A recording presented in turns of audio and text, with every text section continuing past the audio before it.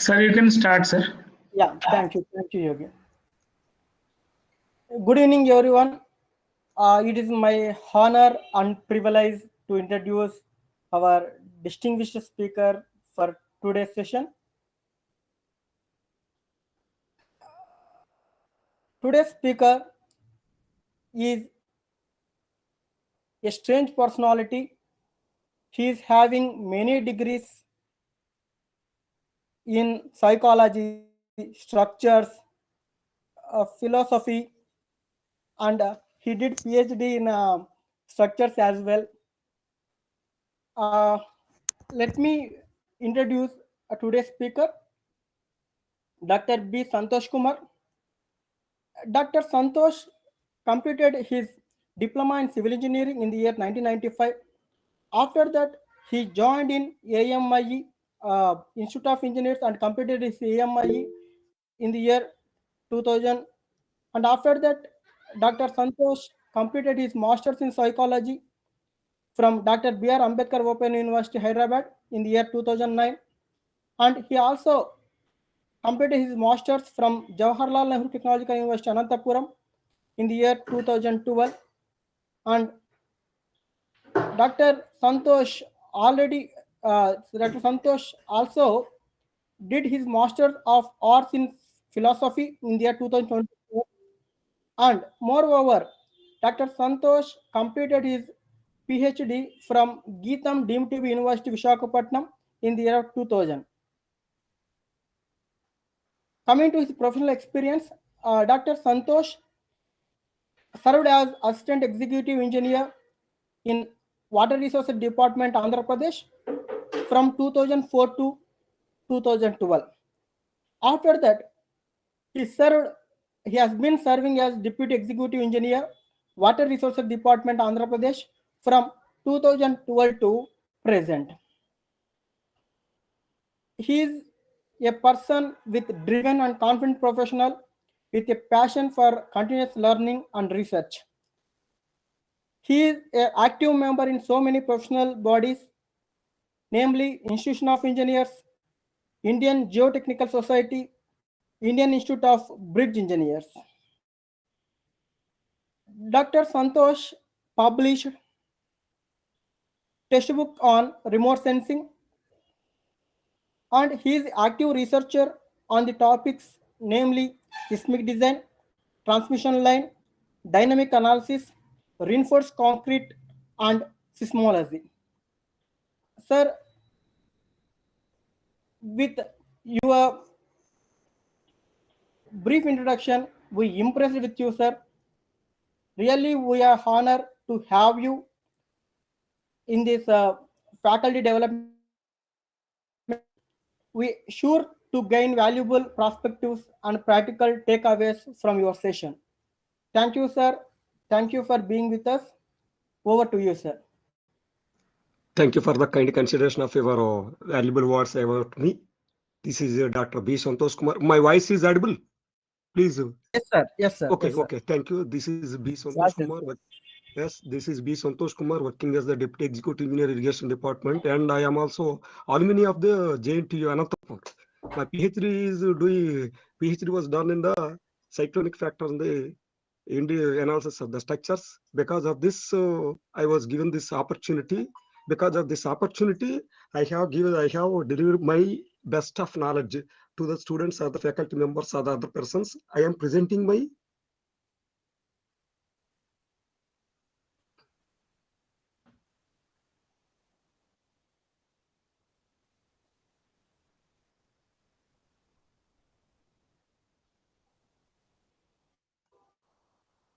Is my screen is visible, sir?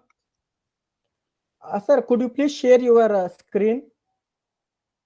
Yes, my screen is 1 minute.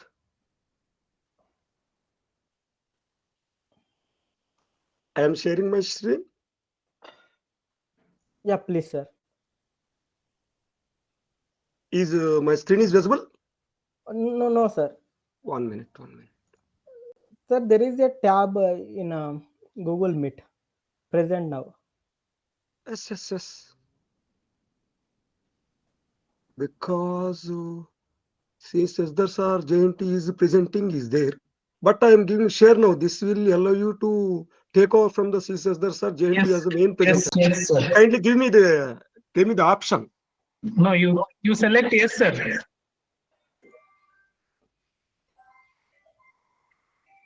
Entire screen. Yeah, entire screen only, sir. Okay. Entire screen.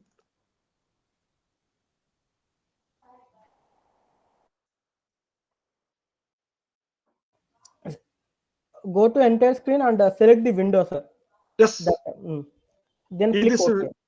is this okay? No, sir, you are not yet presented. Wow. No. I am. Entire screen is there. Now kindly give me the Yogi, could you please give me the stop sharing your screen? Sir, sir can share directly, sir. no, but I am unable to share. Sir, What just is what? 1 minute. Just hit on the fifth button from left, sir. There is one Yes, sir. tab 1, 2, present now. 3, 4. Yes, sir. Present is there. Entire screen. I am Yeah. home tab window or the entire screen. Yeah. Hit on enter screen. Okay, 1 minute. This. Yeah. Yeah, it's working now. Yes, thank you. Sorry for the late Sir, distance. sir, please now just go to presentation mode, sir. Okay. Yeah, great, sir. Okay. Thank you very much. Thank you. So my main topic and my design orientation is the prescription of the IS 875 Part 3 2015 code provisions. This code is because of IS 875 part has the 5 parts: 1, 2, 3, 4, 5. One is the dead load, second is the live load, third is the wind loads. Because of the wind load, even though this is the load carrying capacity of all Texas, this is the separate load consideration when compared to the dead load and live load. This has the many importance because of the low-rise building to tall buildings. This is the very importance for the steel structures. So that is the second slide is the effect of wind loads and design of the wind sensitive structures. The wind sensitive structures means there is the tall structures, B by D ratio, that is the H by B ratio less than or equal to 5, or the frequency of the structures is less than 1 hertz. So this is the wind. Actually, the wind has been determined or calculated with the anemometer. The left side, which is the left side, what it gives, this is the anemometer provided that the Indian Meteorological Department in the Visakhapatnam or Hyderabad, the Nagpur or Delhi. This is the height from the ground level to 10-meter heights. It has been provided. It giving the 3 cups. It giving the wind velocity. Second one is the anemometer, that is the direction of the wind. The both has been derived from this. This is known as the anemometer. At the same anemometer giving into the other side, which is the hourly wind velocity or the peaks.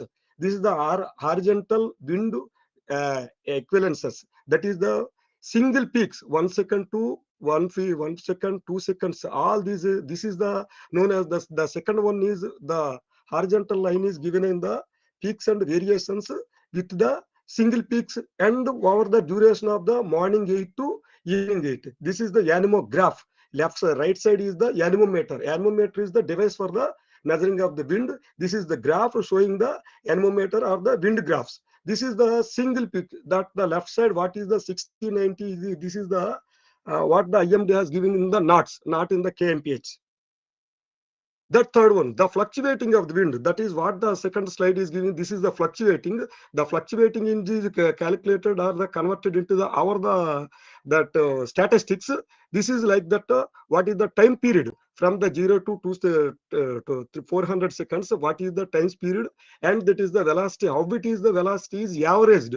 That average is the normal distribution curve. The right side is giving in the normal distribution curve. Left side is the anemometer graph converted into the this average wind velocity.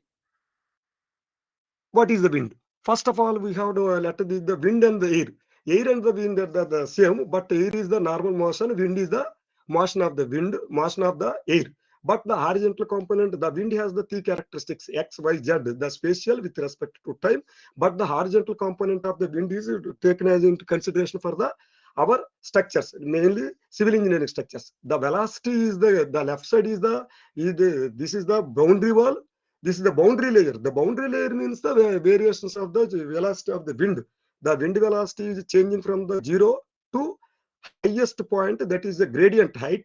It is taken into the according to the turbulence of the wind velocity, according to topographic conditions, height of the structure, and other characteristics. It is known as the profile of the wind. The profile of the wind profile is taken into consideration of the power law. When compared to the others, this is the only power law. Power law means some x to the power of alpha or the y. It is taken in the with respect to the turbulence of the topographic factor. Recently, the power law has been changed into the logarithmic, then log of E of some x. This is the recently changed into the picture. For assessing the wind loads, generally the wind is categorized into the two types. What is the non-rotating winds? Second one is the rotating winds. Non-rotating means these are the only stable non-cyclonic period. When in the January to December, only the cyclonic period is the July to September or October. These are the rotating winds. These are the pressure differences are the cyclonic winds. These non-rotating of the winds are the defined as the non area of the that is the non months of the, that is the July to, excluding the July to September.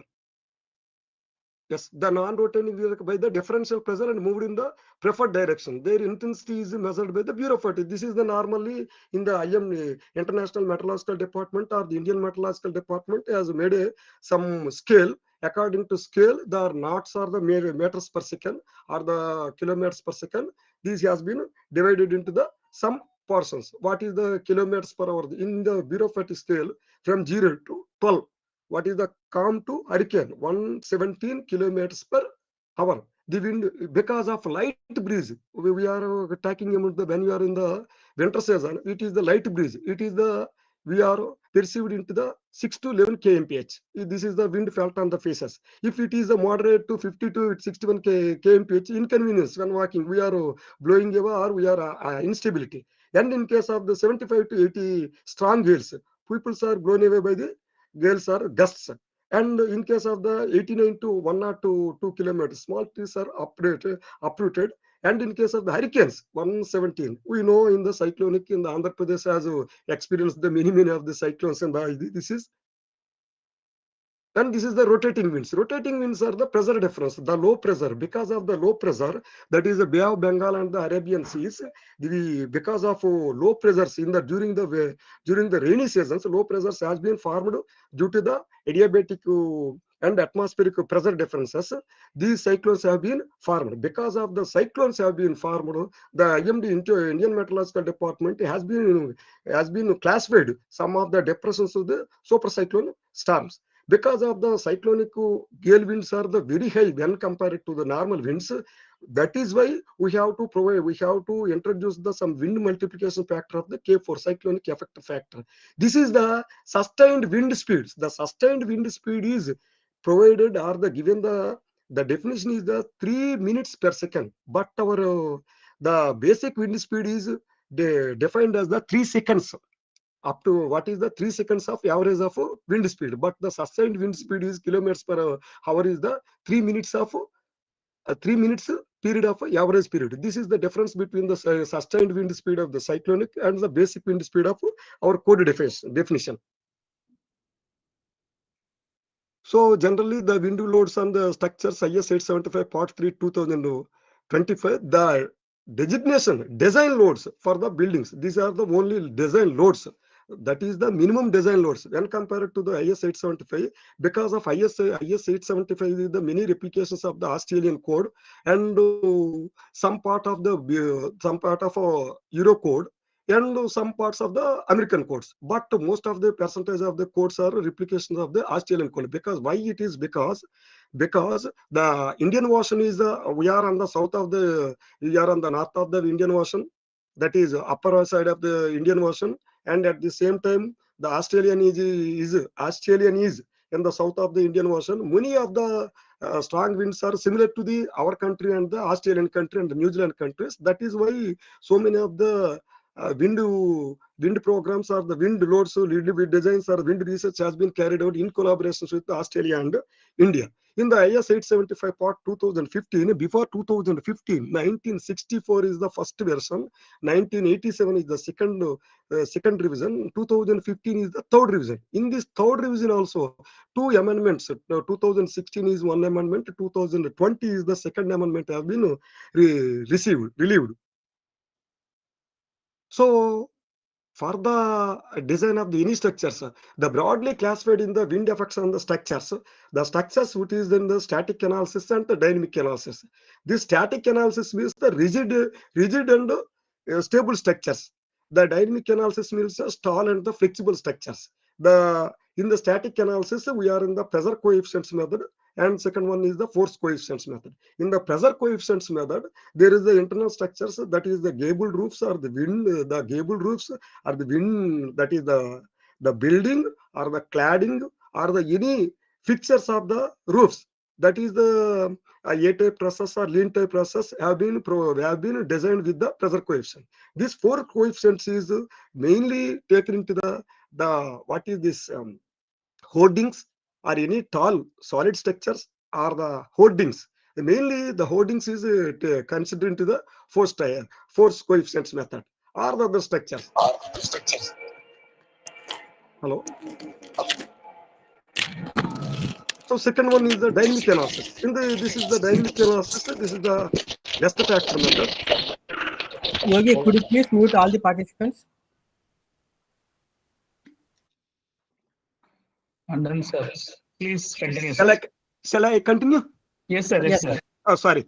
In the dynamic analysis, there is a gust factor method. That is the random response and the periodic response. The random response means without any periodicity, without any replication. In the random response of the window, we are the Indian standard has been provided in the gust factor method for the design of the tall and the flexible structures.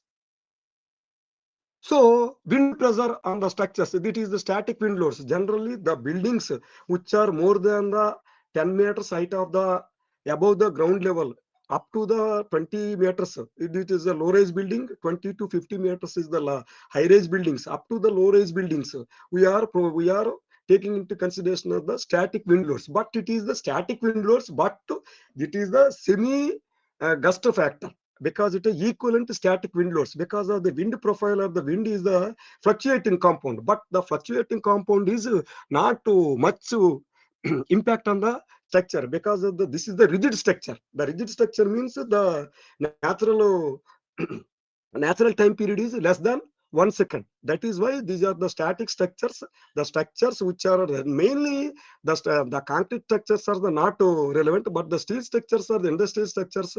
Third one is the tall telecommunication towers or the electrical towers. These are the more prone to the wind loads. Because of the wind loads, this is the only VZ means the velocity of the wind at any height of Z. VB means is the basic wind speed of given in the definition, the K1, K2, K3, K4 of the wind speed multiplication factors. The pressure is defined into the 0.6 into Vz whole square. But that is the Vz whole square means Z to the power square, that the power of Z. That is why we are taking into the power law. In case of the logarithmic law, the 0.6 into some log of E into some will be introduced in the later years. But up to this 0.6 into V square is the power law. That is the power is into some power of 2 or 3. In the third one, in the recent 2015 edition, the PD is the designed wind pressure. KD into KD multiplication KC into KA into PZ. Some research have been given in some rational formula. The directionality factor, the wind is the random direction, and the random direction which have the many directions cannot be in the 100% of the single direction. It may be changed into from minute to minute or second to second. That is in the cyclonic area, the KD is the directionality factor is taken to the 1. Other sides, it is the directionality factor is equal to 0.9 somewhat. The case is a combined factor. A combination factor means somewhat of the inclined A-type structures are leading to roof stresses. The B by D ratio and H by ratio, some combinations have been given in the code. So code is given in the, according to the code, the 0.9 to 1 is taken into the consideration.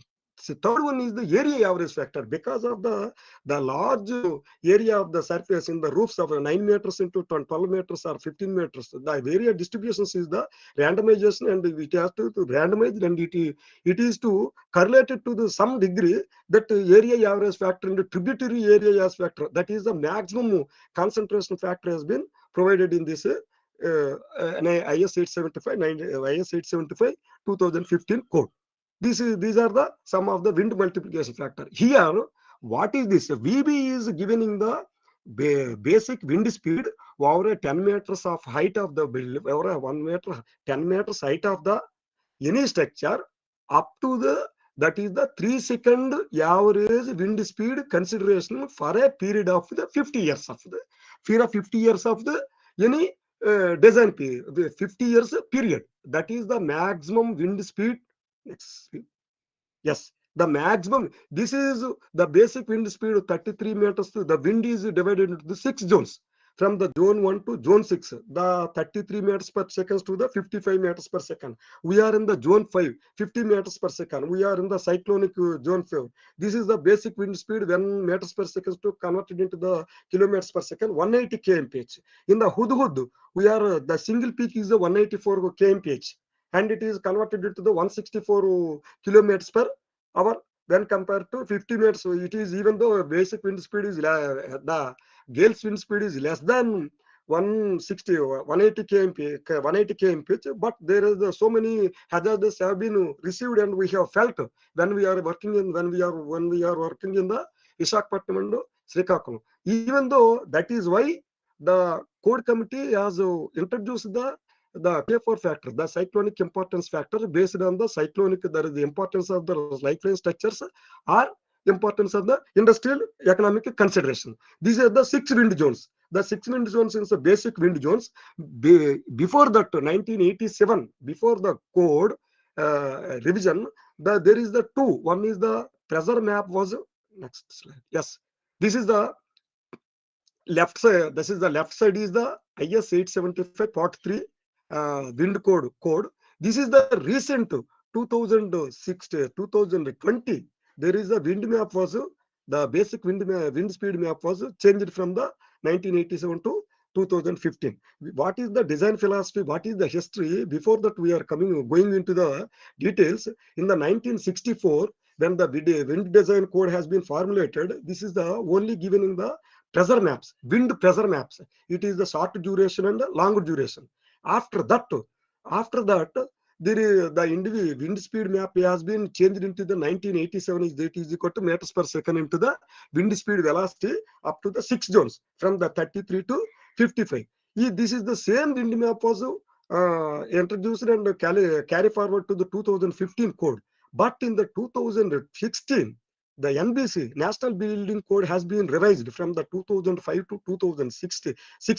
The National Building Code has been given in the some modifications of the basic wind speed map. That same wind speed map was introduced or provided in the amendment of the 2015 wind speed wind code in the 2020 as the amendment 2.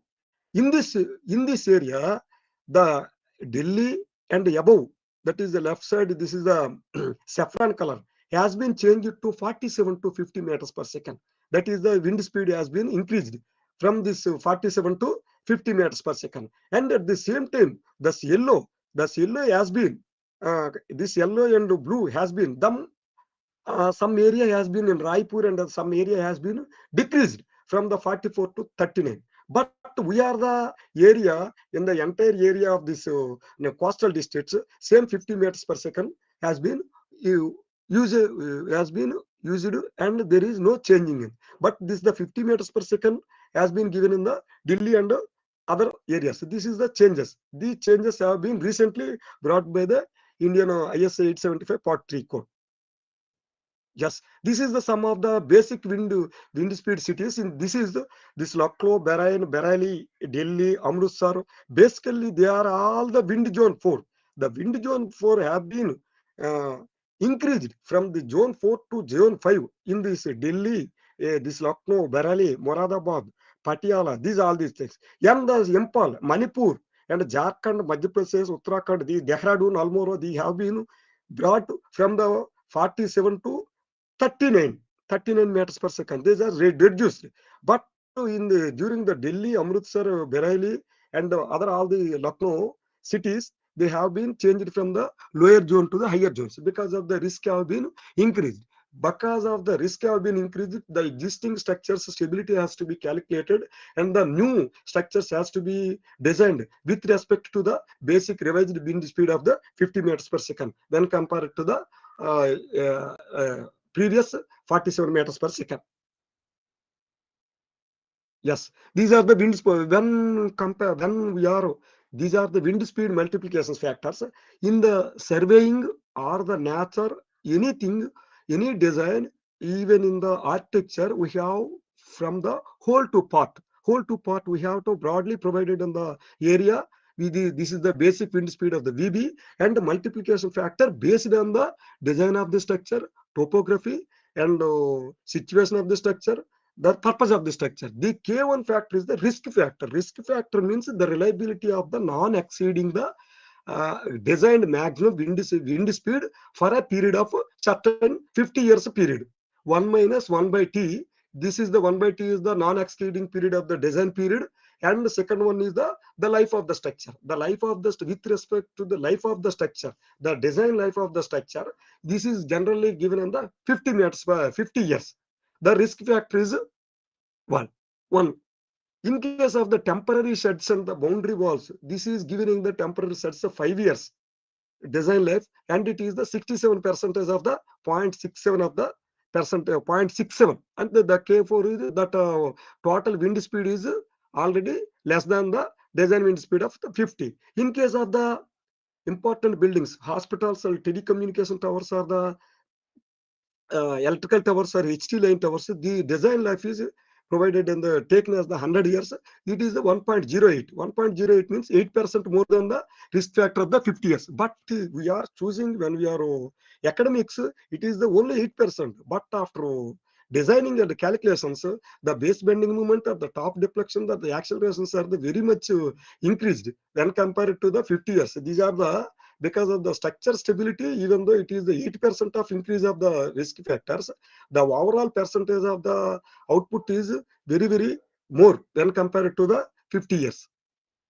So second one is the topographic and terrain factors. The topography and terrain factors means the terrain and topographic means the where is the structure has been located, because of the basic wind speed was given in terms of the open level category 2 terrain only. These are the 4 terrains from category 1 to category 4. Category 1 is the open sea. This is the sea coast, 0 to 1.5 meters height of the structures, less than 1.5 meters of the structures. The category 2 is 1.5 to 10 meters of the structures, but there is no closely or the sparsely structures. Only there is a plain.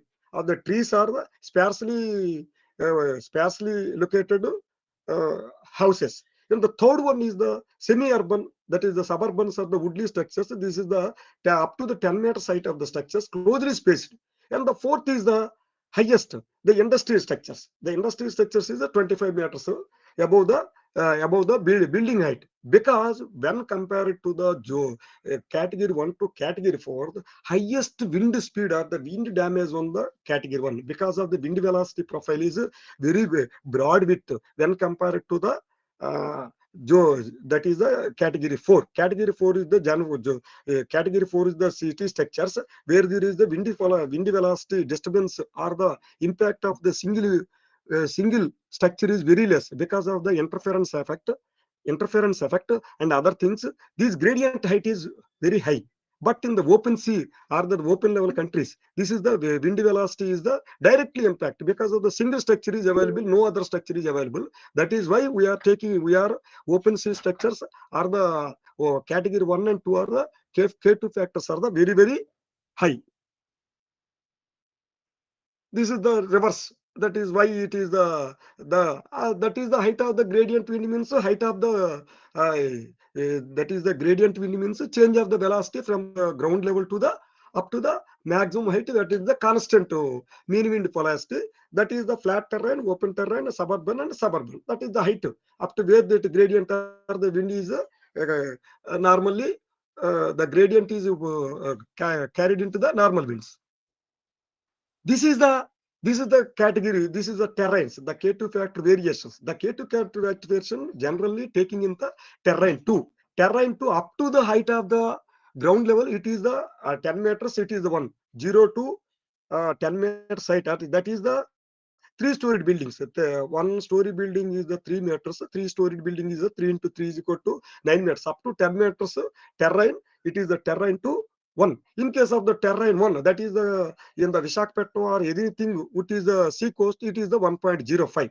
It is changing from the 10 to 500 meters. And the terrain 3 and terrain 4 in the closely spaced industrial areas, this K4, K2 factor is already less when compared to the terrain 2. Terrain 2 is the basic wind speed design factors. Basic wind speed is given based on the terrain 2 only. So this is the K3 factor. This is the topographic and the slope factors. This is the factors when it is used. This is used only in case of the structures are constructed in the outer space or inner space of the any hills. Mainly the structures where there is the telecommunications or the HT lines, HT line constructions have been provided throughout the India. Throughout the India is not in the flat surfaces. They are providing in the so many of the Eastern Ghats and Western Ghats and other structures. Because of this is the K3 factor is generally used for the HT line tension, HT line telecommunications. It is not telecommunications. This is the HT line electrical towers. It is for more than 3 degrees of slope. But generally, our 3 degrees of slope means tan theta should be the greater than of the 3 degrees. Up to the 3 degrees, there is no effect of this K3 factor. So this is the K3 factor. This is showing that one tower is provided on the high hill and the second tower is provided on the low hill. When compared to the uphill to low hill, there is a reverse of the low. The upper structure has been in the uplifted when compared to the lower structure because of the gravity of the loads. The loads have been transferred to the lower height structures when compared to the height. That is why we have taken into the K3 topographic factor usage.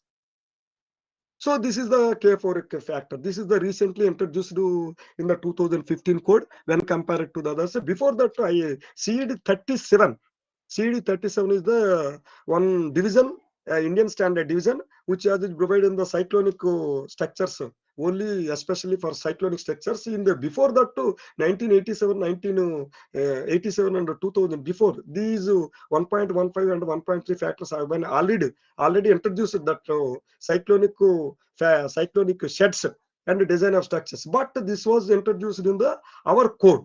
This is the 1.15 and 1.3 is given in the structure that 15% is increased when compared to the normal structures for the purpose of the economic consideration. That is the industrial structures. Only economy is damaged, but not the personal damages. In case of the 1.3 post-cyclonic importance means there is not only economic, there is the destruction of the life. Second one is the destruction of the communications. Other things have been consideration of 1.30. This is the where CS means cyclonic storms. This is the cyclonic storms. There is a severe cyclonic storms, and this is the map where from 1983 to 2015. How many cyclonic storms? How many severe SCS means severe cyclonic storms? 1 minute.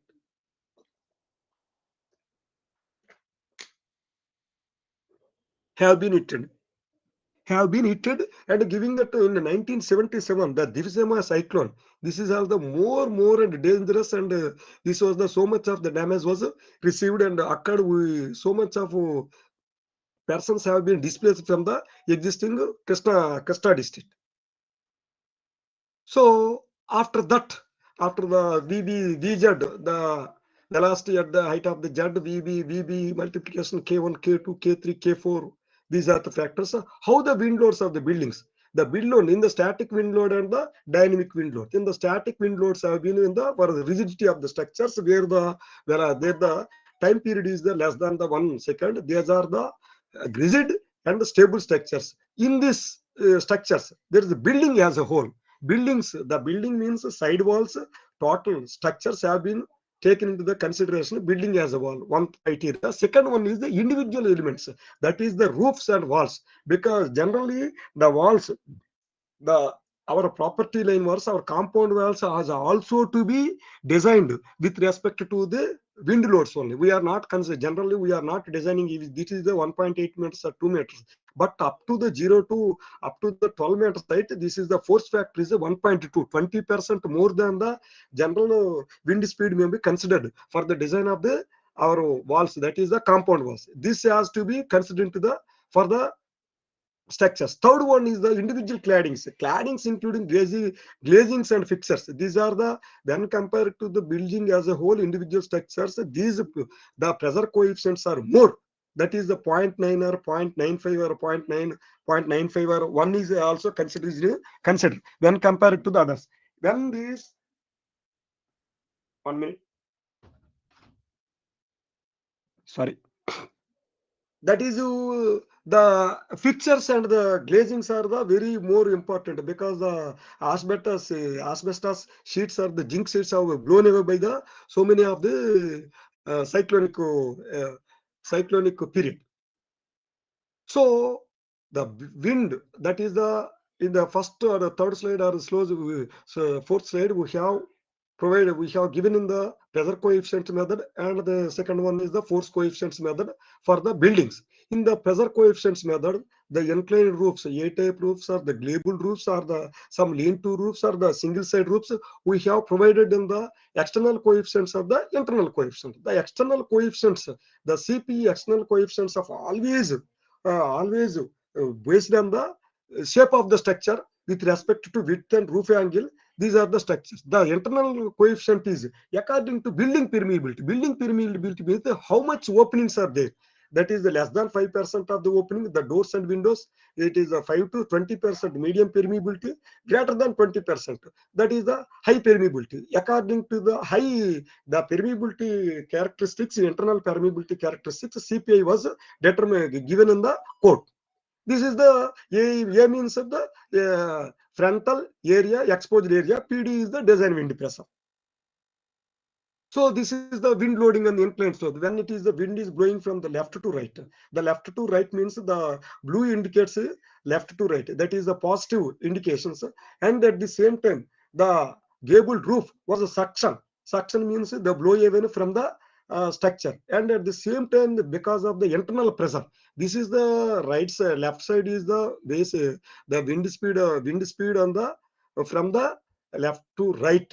It is the only external wind. Because of the permeability, there is the internal pressure has been created, because based on the permeability or the amount of opening from 5 to 20%, the suction has been generated. It is the right side, and the same suction has been generated on the lift on the roof also, because of the suction has been generated because of the uplift and blown away by the claddings or other structural members. If it is not provided in the connections basis, generally the connections are the very important of the steel buildings when compared to the RCC and other things, because of the connections are the, if it is connections are the correct and perfect, only 1 minute, only the cladding has been blown away. Otherwise, the members have also been damaged. So that is the only wind pressure on the with respect to buildings. How the wind is, the wind profile or the wind actions have been considered for the design. This is the left or right. This is the wind. Wind have been the impact of the wind has been provided into this this figure, this is the red lines have been in the, this is the away from the one is the, this is this left to right is the impact on the positive side. This is the right side, which is the negative side, suction side. This is also suction. This is also suction. This is also suction. This is also positive. Only this is the pressure. Because of the pressure, and it is the pressure and the suction, the positive and the negative, the algebraic sum of the positive and the negative, the consideration for the final consideration of the design of the any building part or whole. So force coefficient method. Force coefficient method means individual frames, members, buildings. The force coefficient means generally the walls, the compound walls. Second one is the any hoardings, any telecommunication towers, or anything which are considering into the, there is no internal and outer side, even though the four internal outer side. Any? Pardon? Sir, shall I continue? Yes, sir, please. Yes, okay, sorry. Okay, this force coefficient was well the individual members. Individual members, whether it is the solid members or the some solid members or the other members, we are taking into consideration of the force members based on the only depending upon the type of the structures. The structures are the walls, buildings. Only buildings means the building walls. Second one is the telecommunications towers. Third one is the electrical towers. In the telecommunication towers are four-legged, three-legged, monopole towers. Whatever the towers we have in the, because in the monopole towers it is the circular tapered times, and third, three-legged and fourth-legged tower there is a more space and the solidity ratio, that is the wind is blowing from the upper to right. There is no interference. But in the section also we are taking the code has been given in the norm of the force coefficient method. So this is when I was in the, when I was doing in my PhD, there's so many apprehensions have been given in the newspapers, the hoardings. Because why this is provided in this slides, the hoardings have not been considered as the permanent structure. One thing, because of the hoardings or the temporary structures have been considered the design period of the 5 years. Even though this design period, design life is the 5 years, we should have considered to consideration of the 50 years of the design period. Otherwise, hoardings design is not compatible with our regular structural design. Even though the members are very, very good, the embodiment length or the stability of the structure, their stability is not up to the mark. That is why they are the very, very flexible structures. They have already been damaged because of the even low winds.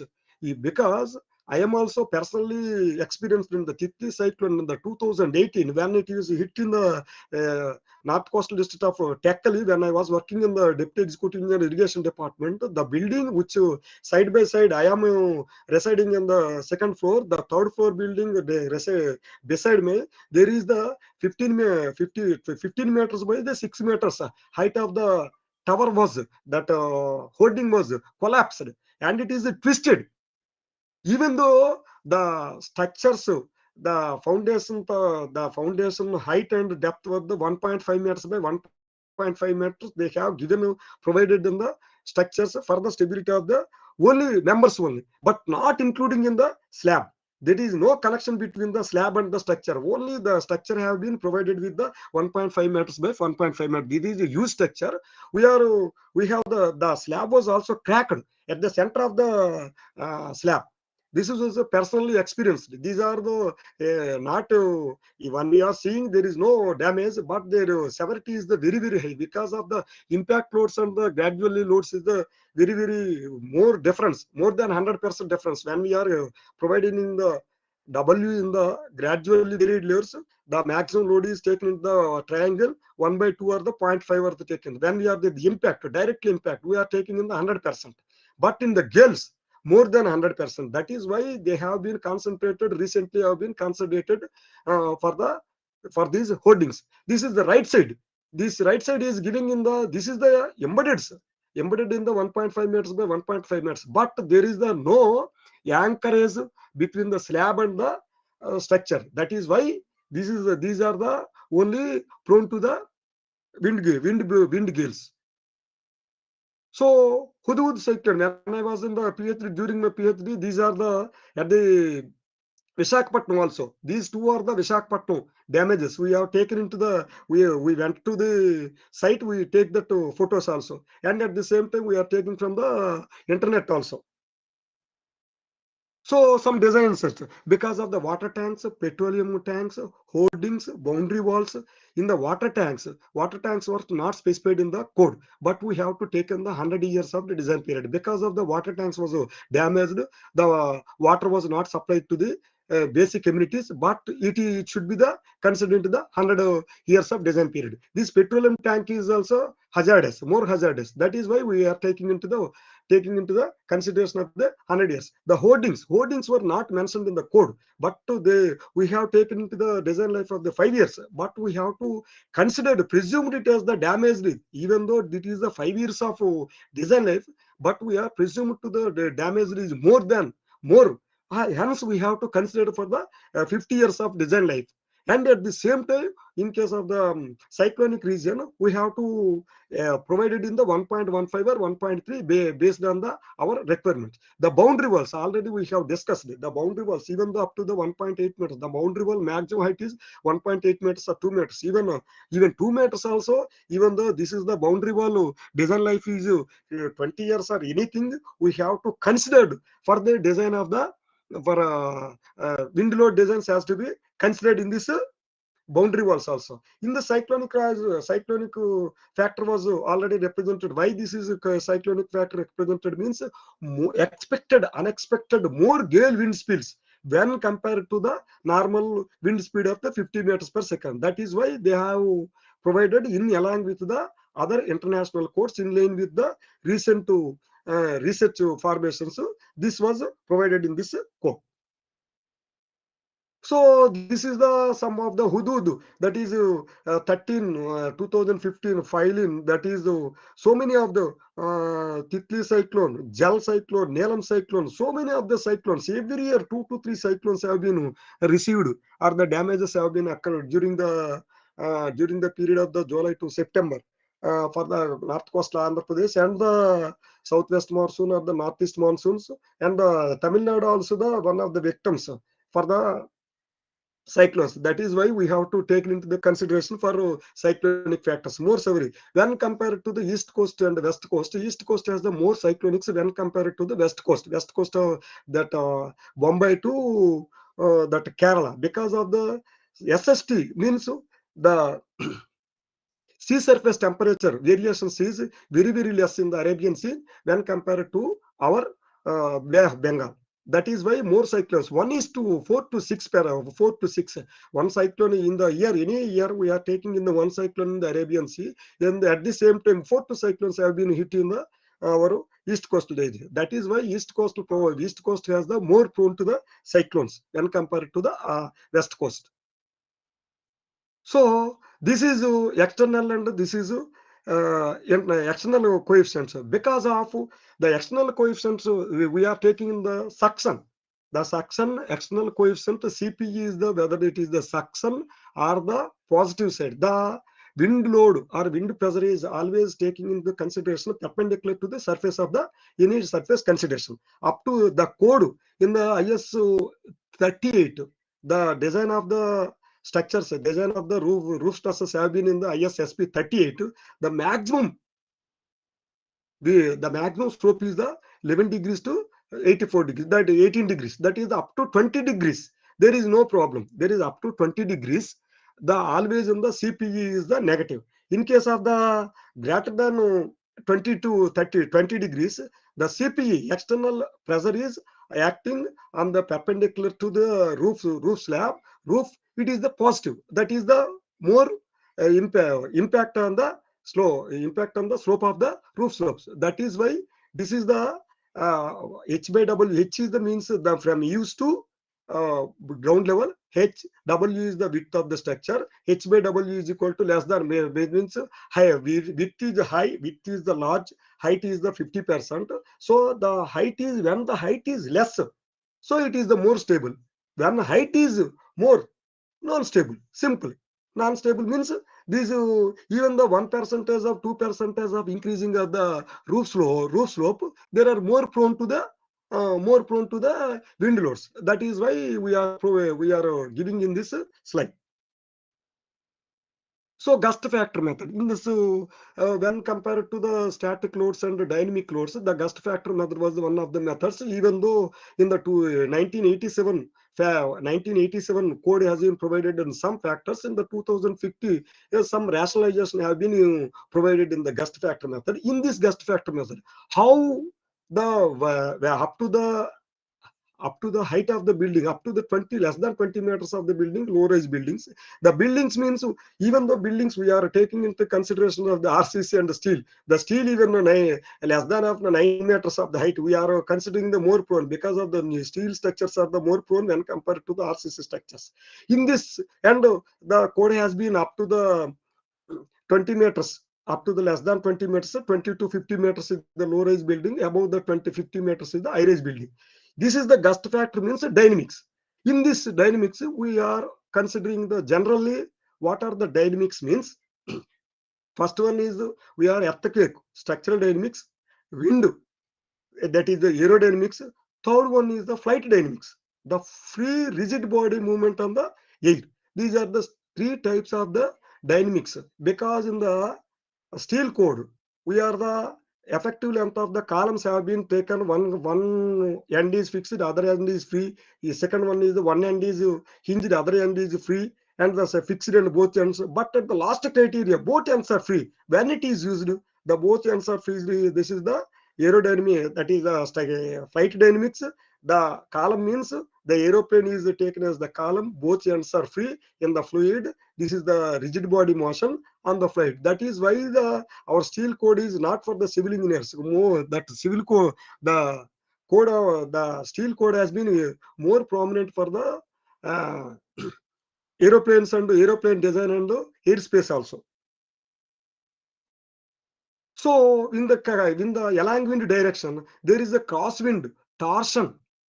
These are the two also to be consideration to the for design of the structures. But when we are designing the along wind direction, that is the gust factor method. Only along wind direction of the wind is consideration for design of the gust factor method. Only these are the sufficient for providing the lattice structures, lattice towers and high-rise structures. So this along wind response means the gust factor method was consideration for the height of the building. S is the level at which the action effects are the calculated. In this GB and GR, this G is the gust factor when compared to the static method. G factor is the one is the added. This is the more wind loads have been because of the flexibility of the load. More demand of the wind loads have been considered. The capacity is also to be increased because of this. The plus, this is the left side. This is the slowly varying compound. BS means background factor.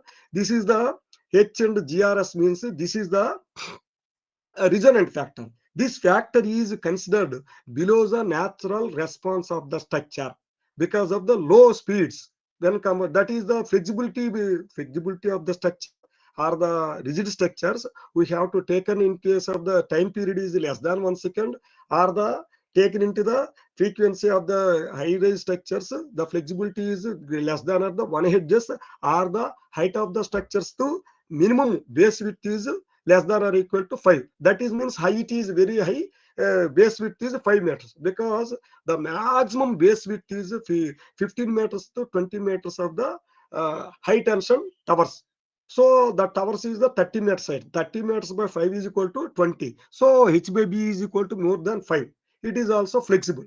Third one is the natural response of the structure is less than or equal to 1 second, less than or equal to 1 Hz. That is the more than 1 second. The more than 1 second means the flexibility is oscillating. They are the not rigid structures, so that their demand of the load demand is very high, and the capacity is to be increased according to demand. So gust factor, this is also gust factor semi method, which was introduced by the even 1987. But the GV and GR some factors have been additionally introduced. In this resonant factor, the HS into the resonant factor, in this at the resonant factor, the structures, the damping ratio, like the earthquake code, the damping load also, the damping factor also be consideration. Both these structures, both these uh, uh, both these values are combined. We have to find the at each level. It is the level. It has in case of the 30-meter site, we have to consider as to the every 5 meters, every intersection points of the lattice towers, or every every point where we consideration, that is level at which they are calculated. This is the recently added in the 2015 code. Before that, only the gust factor method was gust equation have been modified. So how these variations of the gust factor? Because this is the blue line where it is that 1987 code have been provided in the plus 2.5 to plus 3 somewhat. This is the gust factor is decreased, increased from the height to down, because the consideration is less when compared to the others. This is shown in the less, but overall factors, the G is less, but the overall factors, the VZ factor has been increased because of the height factors, the turbulence factors. Overall method is 1 plus G into somewhat into R into this is more than the static wind pressure. So wind pressure variations, even though the wind pressure variations, what is the static wind pressure and the dynamic wind pressure? So finally 1 plus G into some into the this pressure is PZ. The PZ variations. This PZ variations in blue is the static wind load, the dynamic wind load at the zero level. The zero level means at the height of the 0 to 5 meters height of the structures. When compared to the 5 to 10 meters or the 20 meters, this is the right side where this is the static wind pressure based on the sand, and this is the dynamic wind pressure. G is when compared, that is the flexibility method, flexibility of the structure, height of the structure increases, the gust factor, total gust factors also, that wind pressure at the 30 meters level. This is the wind pressure at the 5 meters level. This is the wind pressure at the 5 meters level. Left side is the 5 meters level, right side is the 30 meters level. Height is increased, the dynamic factors or the other factors are increased, so that there is the three internal parameters have been considered. One is the top deflection, second one is the bottom bending moment, third one is the acceleration. These three have to be determined as a internal parameters for the design of the any tall structure. These are the primary. The remaining have to be checked and designed according to the situation. So these are the telecommunications towers. These are the four-legged towers. These are the four-legged means 1, 2, 3, 4. These are the four-legged towers. These are the some of the structures. This is the 5 meters. This is the 20 meters. These are the 30 meters. Even though a small increase of the load can increase the wind speed to the power of square, because of the V is P 0.6 into VZ P is equal to VZ square. So even though small load is provided on the any part, the wind speed is increasing into the square of that is the parabola. That is why we are considered, these are the flexible structures we have to consider for the greater care. So this is the Varda cyclone 2016, during when we are taking from, this is also from the internet also. So this is also internet I am taking in this. This is also cascading effect. When we are taking in the electrical lines, one pole is damaged, other poles have been to be damaged. It is the catastrophic. These catastrophic effects have been considered for the design of the electrical towers. This is the greater care should be taken for the design of the structures. So this is the tall buildings. This is the, when compared to the tall buildings, that is the height of the structures is less than 20 meters. So this is less than 20 meters, 20 to 50 meters, 50 to above high-rise buildings. High-rise buildings are considered as the tall buildings. When they are the tall buildings, these structures have the bluff body aerodynamics. Thus, bluff body aerodynamics. The basic structure is giving in this type of the elevation, but other structures, the tapering, twisted, setbacks, and openings have been considered. Free flow of the air. Because of the free flow from the internal permeability upper, the upstream to downstream side, the wind effect is less. Otherwise, the wind effect is increased. The uncomfortability of the uncomfortability of the persons who are residing in the offices or the houses, and at the same time we are also the structural stability was instability was occurred due to the heavy wind pressures. That is why when the tall buildings they have been provided with the some wind aerodynamics smooth flow tranquility of the floor when compared to the interference effects. And second one is the impact of to slow down the impact, we have to the slow down the turbulence. Turbulence means when we are in the meeting in the any two impact, there is it means the turbulence. So this type of the buildings orientations have been considered for design of the tall structures. So these are the some of the internationally available 2717 structures, Burj Khalifa, and up to the towers of Malaysia, 1483 structures. These are the some structures have been how the structures and the stove, how the structure elevations have been considered for the smooth flow of the airflow of the stability of the structures. This is the one type of the. This is also taken from this internet also. So these are also some type of the structures. These are the elevations for the black body aerodynamics. This is the third. This is the so much of openings. This so much of openings. Because of so much of openings, they have considered the from upstream to the downstream side, so that there is the smooth flow of the laminar flow, so that they can reduce the structural cost and increase the structural stability. This is also one type of, that is the oval shape. This is also claddings, and this is the top opening. This is also somewhat triangular shape. Some pattern has been provided. So this is also CFD diagram. How the CFD diagram has been provided because of how the claddings have been provided. How this once the CFD the ANSYS fluent to CFX or other softwares have been they used for computing this. Computing this external factors, interference effect, and other effects, and up to the and what extent the building damage have been studied. So sorry, this is so this is one thing. This is the right side. This is the left side. How the plan view and the this is the elevation view. This is the plan view. How this plan view and the wind is this direction. How this wind is blown from this direction to this direction. This is the perpendicular. This second one is the wind is blowing this direction. This is the corners are cut down. There is a haunches or the smooth flow, so that the wind was traveling from this to this, traveling this to this, so that the effect was very, very less.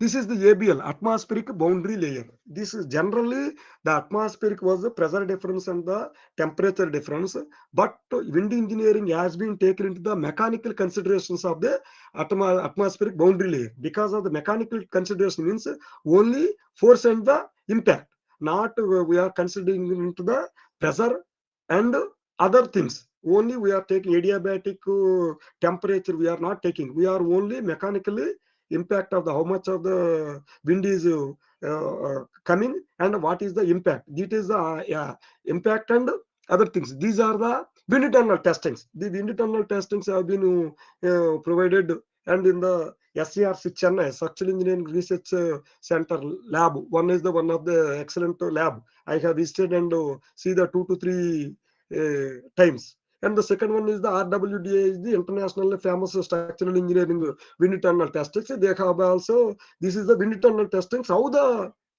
this is the structures. What is the terrain? That is the topographic factors. The topographic factors category 1, 2, 3, 4 have been provided because based on the situation of the structures. According to the situation of the structures, they have stimulated. This is the wind blow from 3 to 10 meters per second or 30 meters per second. What is the wind velocity? Wind blows have been provided in the window. windmill or fan. According to this, the structure was stimulated into the either 1:50 to 1:50 or the 1:60 scale, so that how the characteristics, these are the small structures where it is the provided in the topography factor of the category 2, 3 or 4.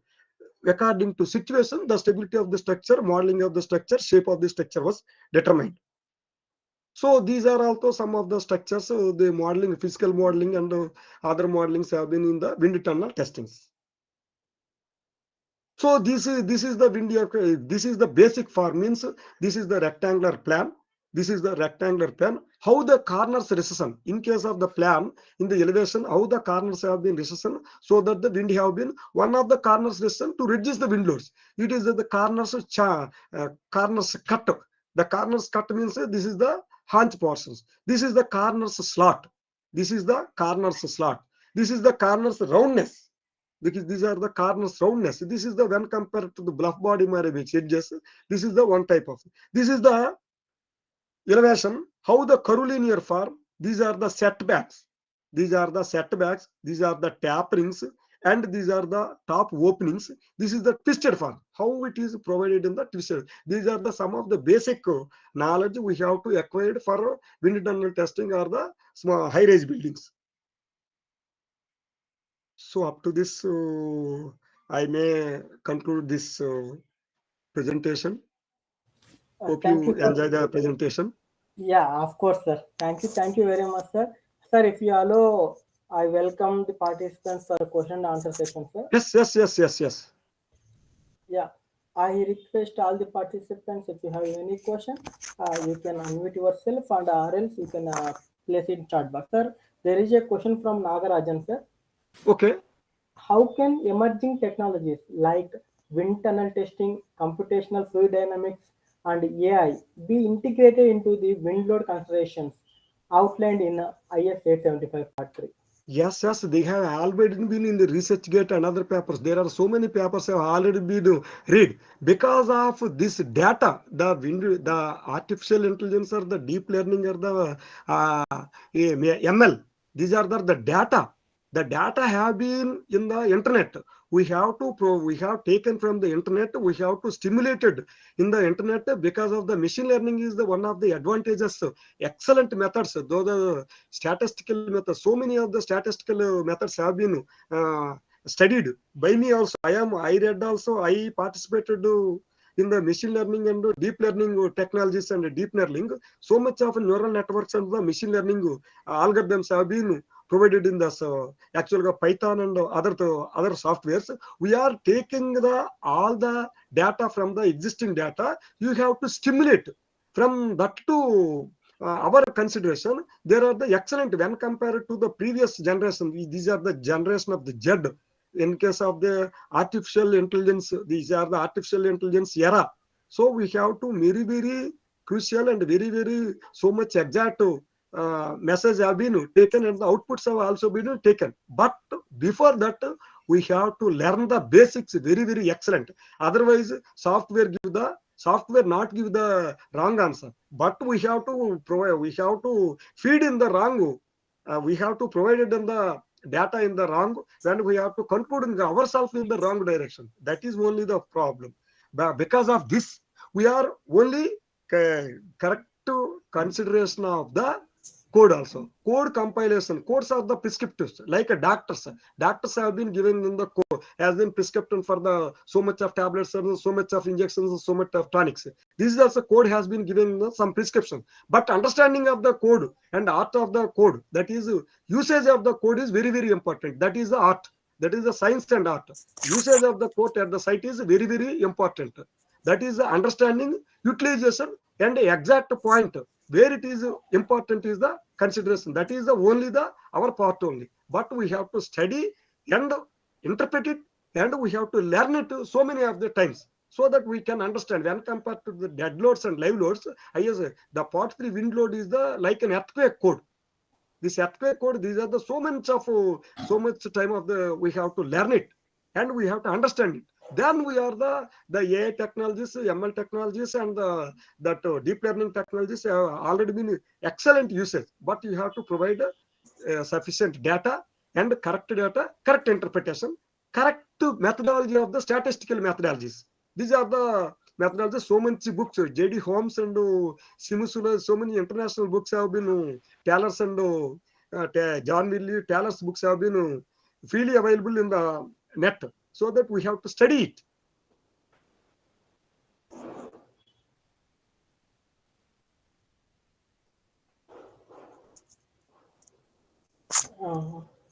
Is there any So other question?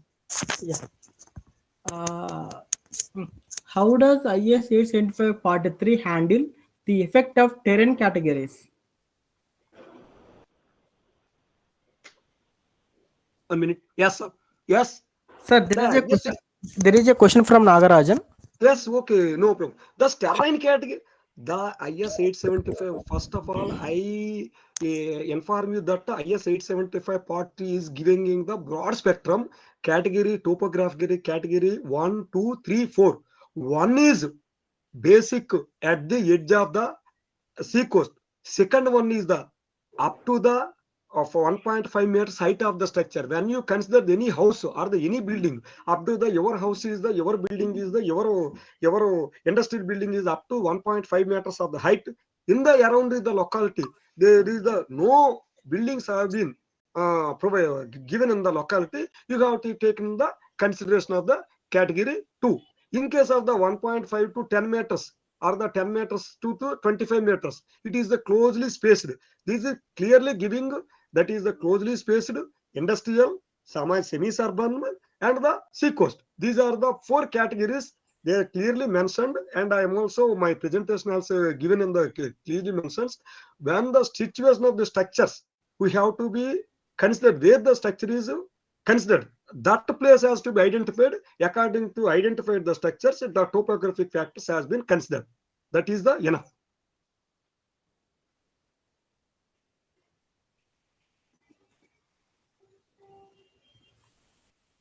Yes, some also Nagarajan MG. The basic wind, that is first of all I am also giving the from the surveying part, because of the we are nature, the surveying or the wind engineering or the something else, we are come the whole to part.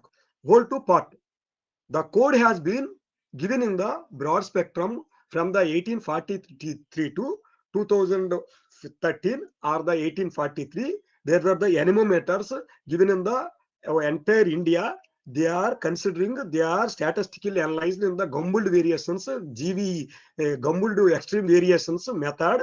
They have considered in the basic wind speed of 50 meters per second for the category of the some consideration of the wind speed. They are providing in the based on the aerodromes. In the aerodromes or airports, they have the wind anemometers and wind anemographs. Second one is the IMD, Indian Meteorological Department, and other stations have been provided in this based on the statistical analysis. They have considered in the 50 meters per second or the 33 meters per second. Their long run, there is the 50, not in the 50 meters. There is 100 years of from 1843 to the. Please see our the basic wind speed. The bottom is kindly giving the notes that there is the 1843 to 1963. From 1863 to some 1957. Some data has been taken and consideration for this for consideration giving the basic wind speed.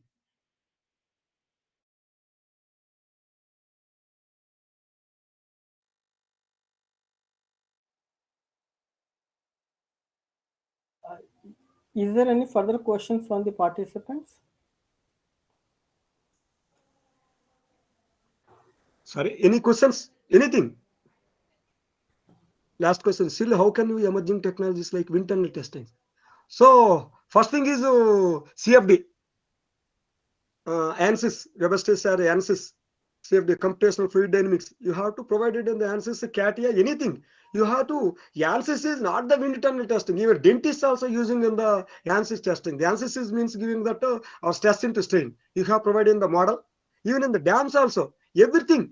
The provided ANSYS primarily ANSYS was in the for the mechanical students. But ANSYS was for all for the better life. That is like our what is cell phone like. ANSYS is also cell phone like.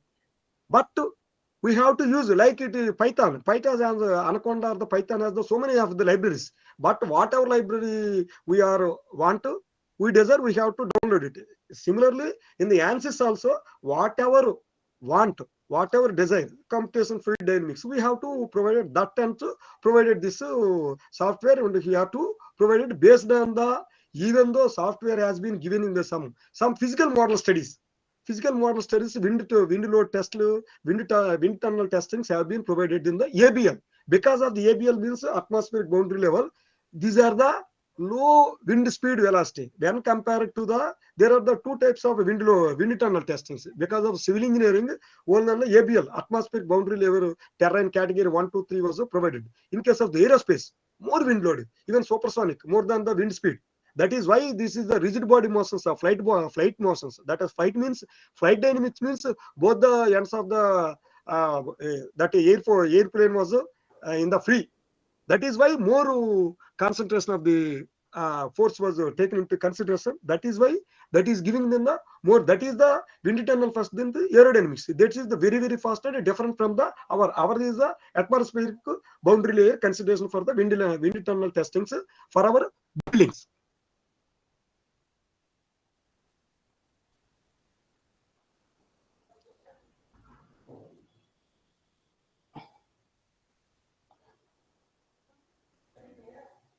Sir, there is a question from Krishna Rao. Could you please? Okay. Okay. Sir, what is the question, sir? Please let me know. Yeah, 1 minute, sir.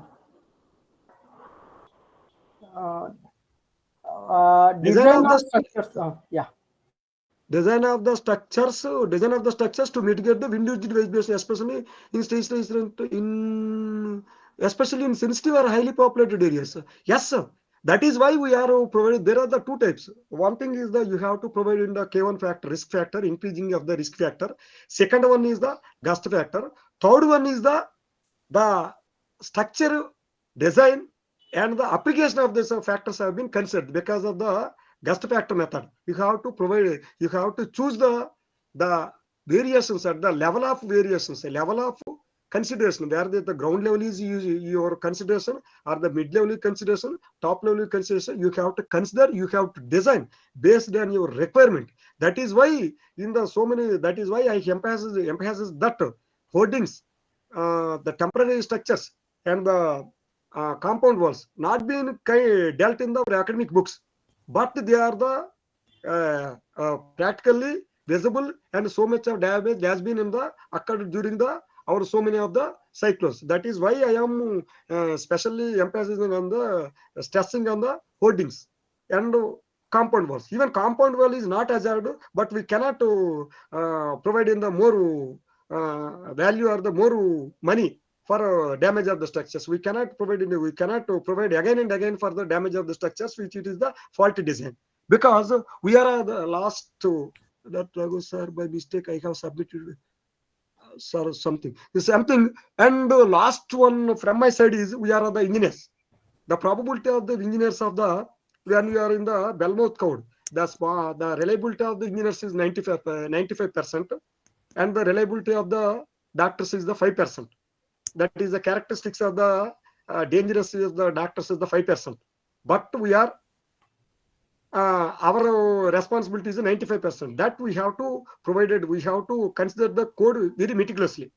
Still, it is not updated, sir. What? Yeah. It's not okay. No problem. Still, any questions from my any questions or anything? It seems no further questions, sir. Sir, thank you very much, sir. Hope you enjoy it. Of course, sir. Thank you for taking the time to be with us and for your invaluable guidance. We hope to have the privilege of working with you again in future, sir. Thank you very much. Thank you. I shall leave it. Thank you. Yes, sir. Thank you, sir. Okay. Dr. Rohan, are you there? Hello. Rohan. Yeah, Raghu sir. I'm here. Yeah. Okay. Could you please share your screen? Are you comfortable now? Yeah, I'm comfortable. We can start. Yeah. Professor Shashidhar, are you there? Yogi? Sir, I'll let you know, sir. 1 minute. Whether sir is available.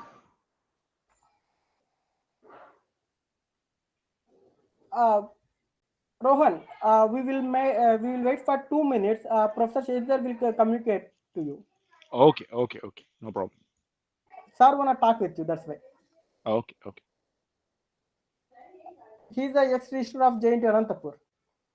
Sir is the coordinator of this program. Sir. Raghu, sir. Sir, please. Sir, previous speaker name is not there, sir, feedback. Yeah, sir. We mentioned there. Please check it once. Now also it is not there. Now only I did it, sir. Just The now I last updated. name is last name Santosh, right? Yeah, yes, sir. Santosh. Yeah, I saw that. Yeah. Thank you, Nagarajan, sir. Yogi, or else can I continue? Sir, 1 minute, sir. I just texted, sir. Yeah.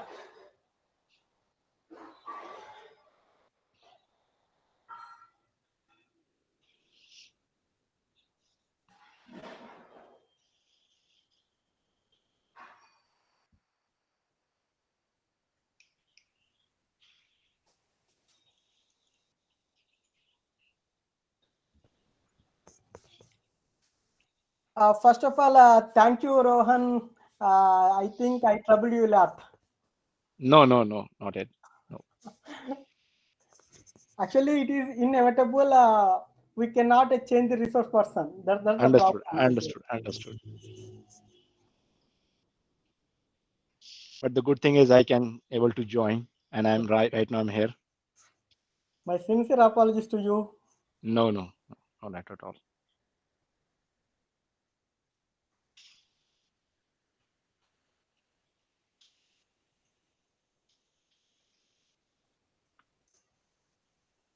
Shall we start or? 1 minute.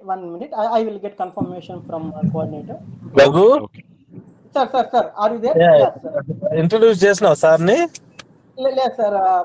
Oh. If you allow, I will continue, sir. No, I'll.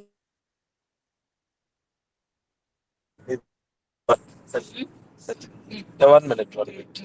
Yeah, my dear participants, good evening. Sorry for late joining. Actually, due to unexpected, I was in traveling.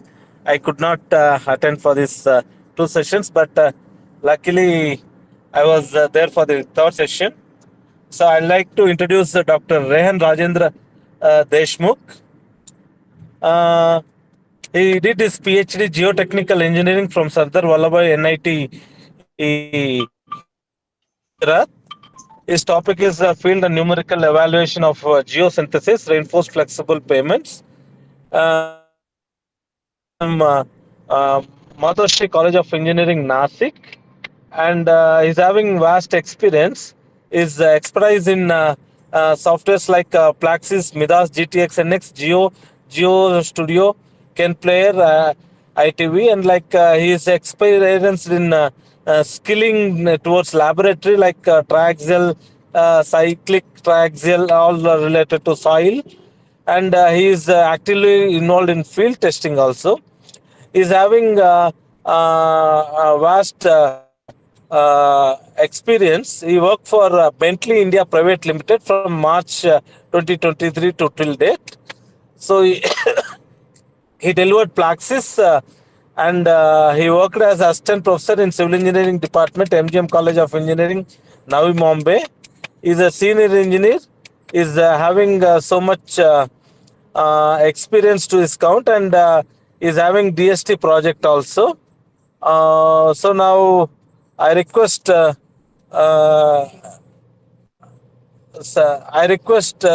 Rajendra Deshmukh ji to please take over the session, Yeah. please. Yeah. So thank you very much, sir, for this introduction. I hope I am audible and I'm visible also. So Raghu sir, can I start?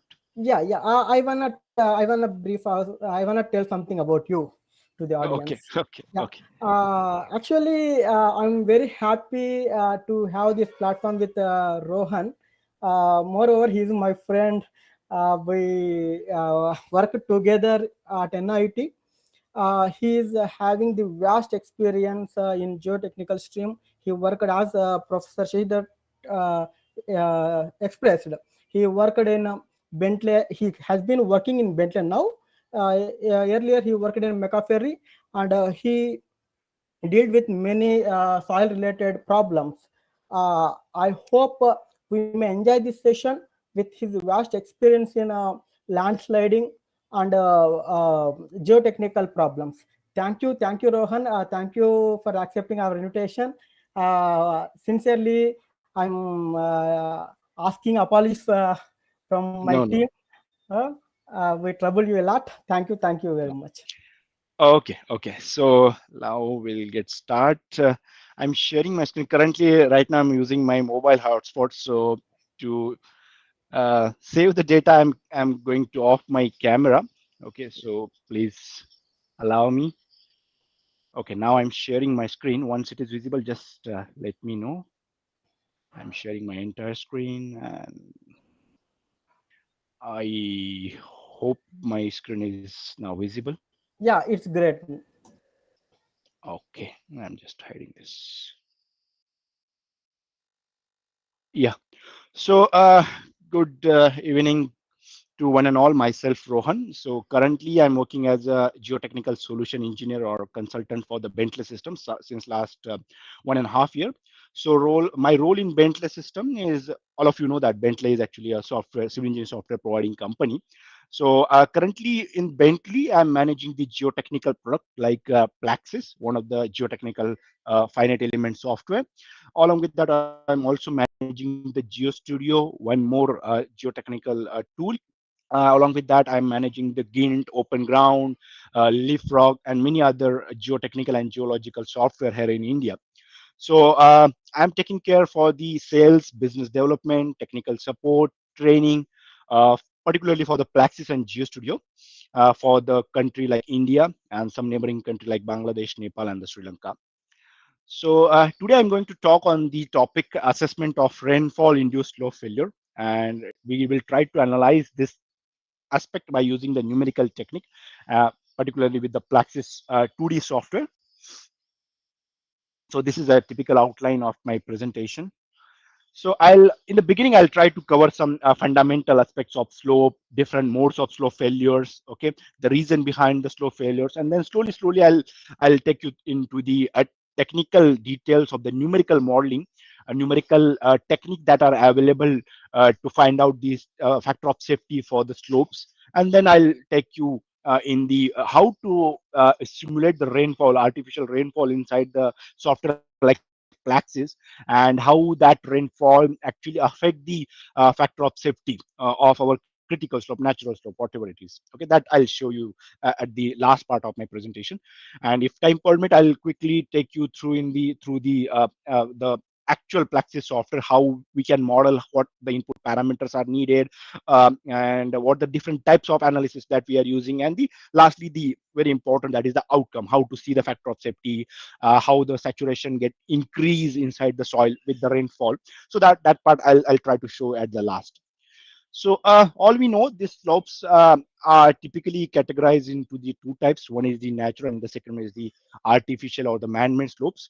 These natural slopes, we know how they are formed. There are many physical process like the plate tectonic, weathering, erosion, which takes place, of course, for the millions of years, and finally the slope-like structures or the hill-like structures or the mountain-like structures get formed. Okay, and the material deposition, like the sedimentary kind of a rock, that is also one of the reason to which makes this kind of a structure like slope structure or this mountain-like structures. And at the same time, there are some artificial or the man-made slopes are also there that we means the main we created for the to facilitate the infrastructure projects like the road embankment or the railway embankment, or sometimes for the earthen dam construction. So all these structures, if you see, they're having some slopes. Okay, so we can also categorize this as also slope, but as a artificial or the man-made kind of a slopes.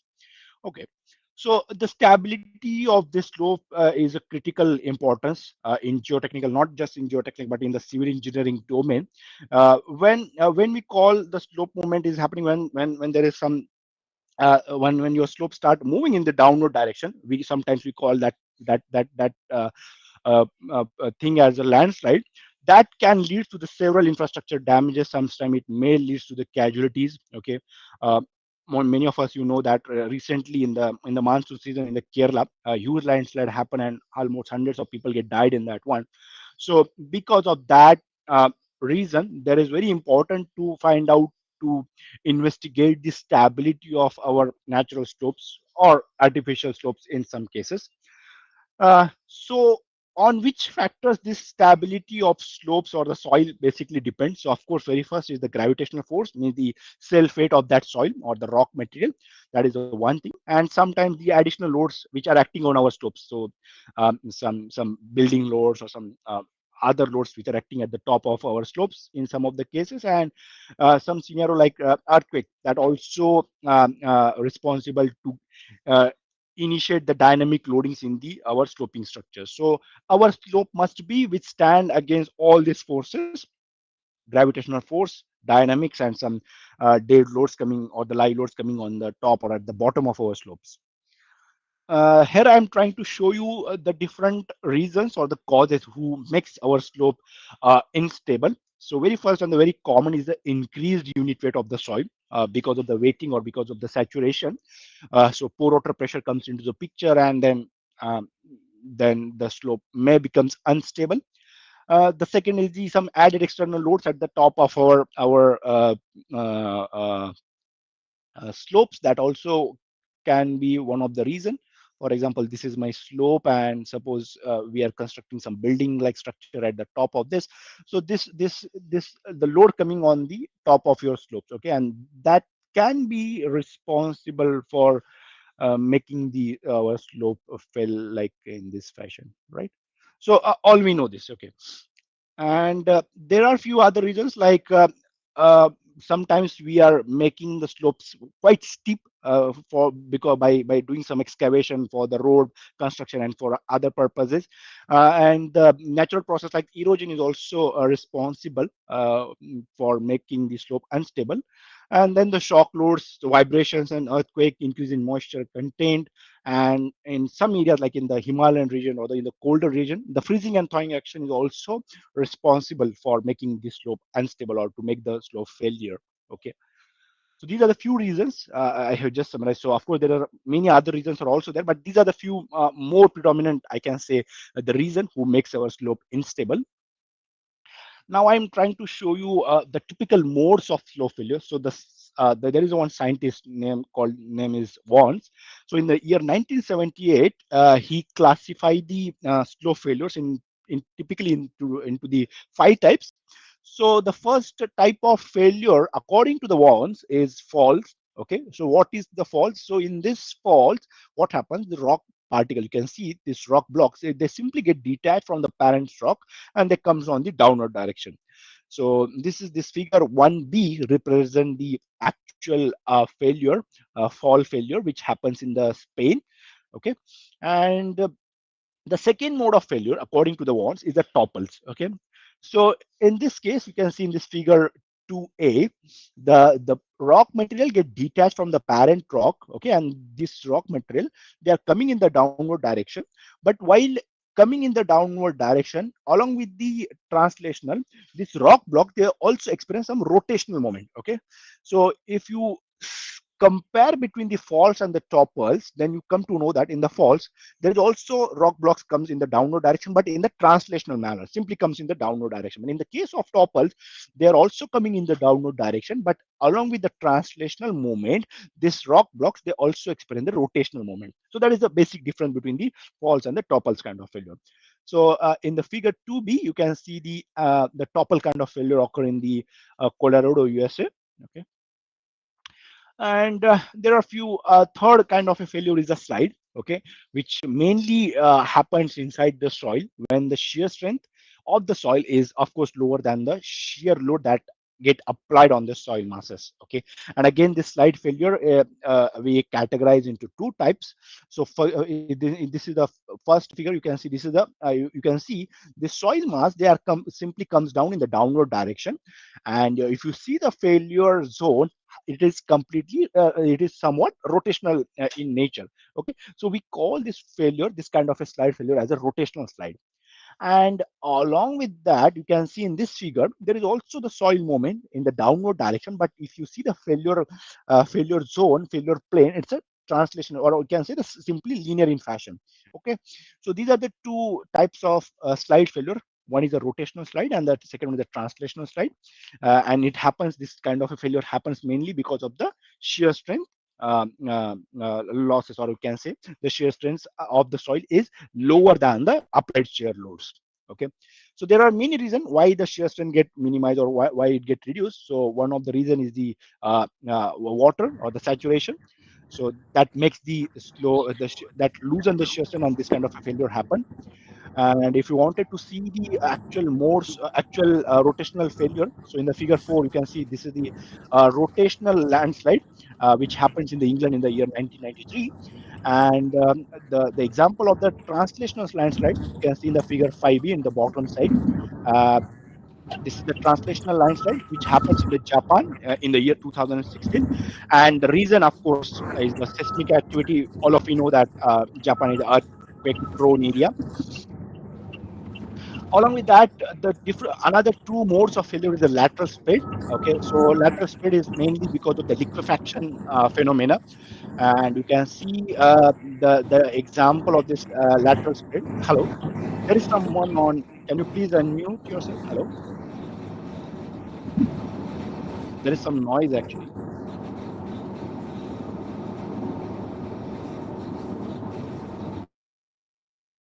Yes, sir, you can proceed, sir. Okay, thank you, sir. So you can see landslide, as sorry, lateral spread, as I mentioned, is mainly happens because of the liquefaction phenomena, where the shear strength get losses and soil behaves like in the boiling sand condition or quicksand like conditions. Okay, so you can see in the typical lateral spread failure which happens in the Pakistan. You can see the thorough, a very big crack inside the road itself. Okay, so this is a typical example of the lateral spread, and the reason behind it is the liquefaction phenomena. And there is a last failure according to the Wons, he called as a flows. In the flow kind of a failure, your soil sample in the slurry format simply comes down in the bottom side. Okay, so we call that failure as a debris flows, debris avalanche, earth flow, and the creep. Again, some differences are there in this, but I don't want to go into the details. What is a debris flow, what is debris avalanche? Okay, so this all these things are there in the internet. You can just go and just check it out, because my intention is to focus more on the how to simulate the rainfall in the softest like Plaxis. That is our main point of discussion.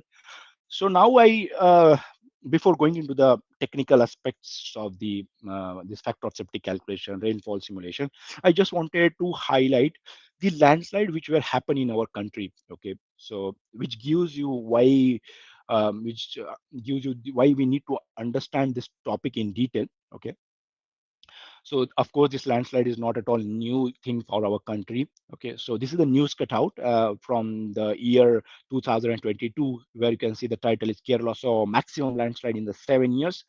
And if you see the picture, it is very dangerous. The whole road get blocked, and you can see the rock blocks. They are complete. Rock comes on the road surface. Okay. This is another news from the Kerala again. You can see the multiple fatal landslide happen in the Kerala. This is the northern part of the country. So not just in the Kerala, but in everywhere in our country, this kind of things are happening, particularly in the rainy seasons. So this is from the north part of our country, and in this landslide, almost 46 people get killed. You can see the soil material simply comes down in the bottom side, and whatever the villages are there on this side, they are completely get dumped inside this soil mass. This is from the Himalayan regions, and almost 50 people get killed in that one. And rain triggered the landslides. So So with these all figures, you come to know that the main culprit is the rainy season or the water, which triggers this landslide. Of course, because of the rainfall, because of the rain, the sheer strength of the soil get loosened down, and this kind of failure is happening. This is another from the Maharashtra. Almost 78 people get missed in this tragedy. This is from the Tribun India part, the Kinnor Road. You can see the road surfaces simply get washed out. Only half portion of the road is now remaining. This is the again from the Himalayan region. 10 people get died in this tragedy, and you can see the rock blocks simply comes down in the bottom side on the road surface. And this is another from the Maharashtra. 12-person get killed in this. Okay, you can see this in this photographs. This is from the Sikkim region. You can see the huge rock blocks comes on the road surface, and now it is completely get blocked. Okay, so now we understood this landslide and uh, the failures and the tragedies and how much people get died and all those things. We now we see now. The thing is, what initiatives has government has taken, or whether any guideline is there to estimate or to find out the factor of safety for the critical slopes in particularly. So recently, the Central Electricity of Authority of India, the Hydro Project Monitoring Division, they have published one guideline last year only in 2023. In that guideline, they mentioned the importance of this slope stability analysis. Okay, so this guideline is published by the Central Electricity of Authority of India, so this guideline is applicable for the hydropower project only. But my suggestion is this guideline should be applicable for the other projects also, like for the road projects, railway projects, and many other projects where uh, the portion of infrastructure is passing through this hilly region. Okay, so let's see what this guideline is mentioning, what information. So I have just highlighted the portion from this guideline. I'm just reading that information from that particular guideline. So let's see what this guideline is talking regarding the slope stability assessment for the hydropower project. So project authority should carry out a numerical model studies of a vulnerable slopes. Okay, of course, when we are constructing the hydropower projects, this hydropower project means is nothing but a dam or the barrier that we are making in front of the water structure, water flow. Okay, and we are choosing a location such a way that it should uh, uh, it should contain more water on the upstream side. Okay, so for that we are constructing the dam like structure on a some sloping portion, okay, where the valley like structure is there. Okay, so of course this dam or the barrier structure, they are resting on some critical slopes. Okay, so that may be on some soils, or that may be on some rock or the fracture rock. So again, the geology and the geotechnical thing is very important in that case. And this guideline is suggesting that this project authorities or the consultant or the construction agency who are dealing with the hydropower project construction, they need to carry out a vulnerable slope slope stability analysis using either a limit equilibrium method or a finite element method or a finite difference method software, of course based on some in situ and the laboratory test result as an input parameter for that slopes, for that software, and then do the analysis. Okay, so this guideline also mentioning the importance of the softwares. Of course, they also mention you need to carry out a proper in situ testing, some laboratory testing on the collected soil and the rock sample, and then use that as an input data, and then do the further slope stability estimation or the analysis. But now at least this Central Electricity Authority of India, this hydropower division, they comes up with this kind of a guideline. But right now there is no guideline for conducting the slope stability assessment for the other infrastructure projects. Now I am going into the details or the technical aspect of the slope stability analysis. That is our main point of discussion. So the slope stability analysis, there are two ways to do the slope stability analysis. One is the limit equilibrium approach or the limit equilibrium analysis, and the second one is the numerical method of analysis. So limit equilibrium, many of us, you know all those methods which comes under the limit equilibrium assessment. Very common is the Swedish slip circle method. Many of us you have heard about it, or many of us you have gone through this method in your geotechnical engineering 1 or 2. The chapter is typically stability of slopes. Okay, then there is method, ordinary method of slices, Bishop's method, Lorimer's method, Spencer's method, Sarma method, and many other methods are there under the limit equilibrium analysis, which I'll discuss in detail in the upcoming slide. And at the same time, as I mentioned, there is another method of, and that is the numerical method of analysis. And again, in that, the 3 different techniques are available. That is the continuum modeling, discontinuum modeling, and the hybrid couple modeling. Okay. So let's try to see the assumptions and the benefits associated with the limit equilibrium, and then we'll see the finite element method also. That is one of the numerical method analysis. Okay. So this limit equilibrium method is most common, widely used slope stability analysis method. Why? Because it takes very less time to get the factor of safety. But of course, when you're getting something in a very quick manner, so some assumption, of course, are there behind that.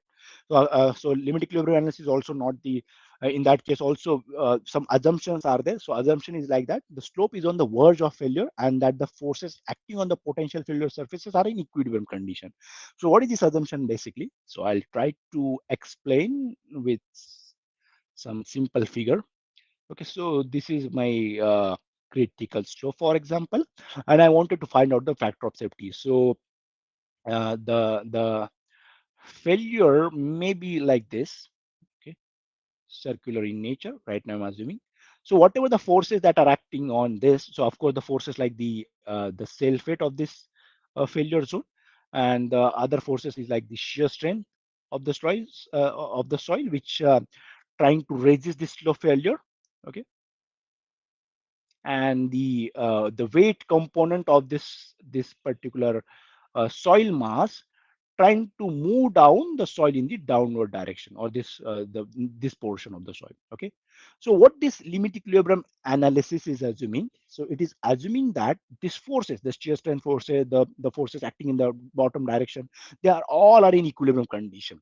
Okay, means any one of these 2 forces get exceed, then the failure happens. Okay, for example, if the forces acting in the downward direction means this, of course, the one of the component of the weight of the soil, failure soil, if it get increased than the shear strength of the soil, then what happened? Of course, the failure get happen.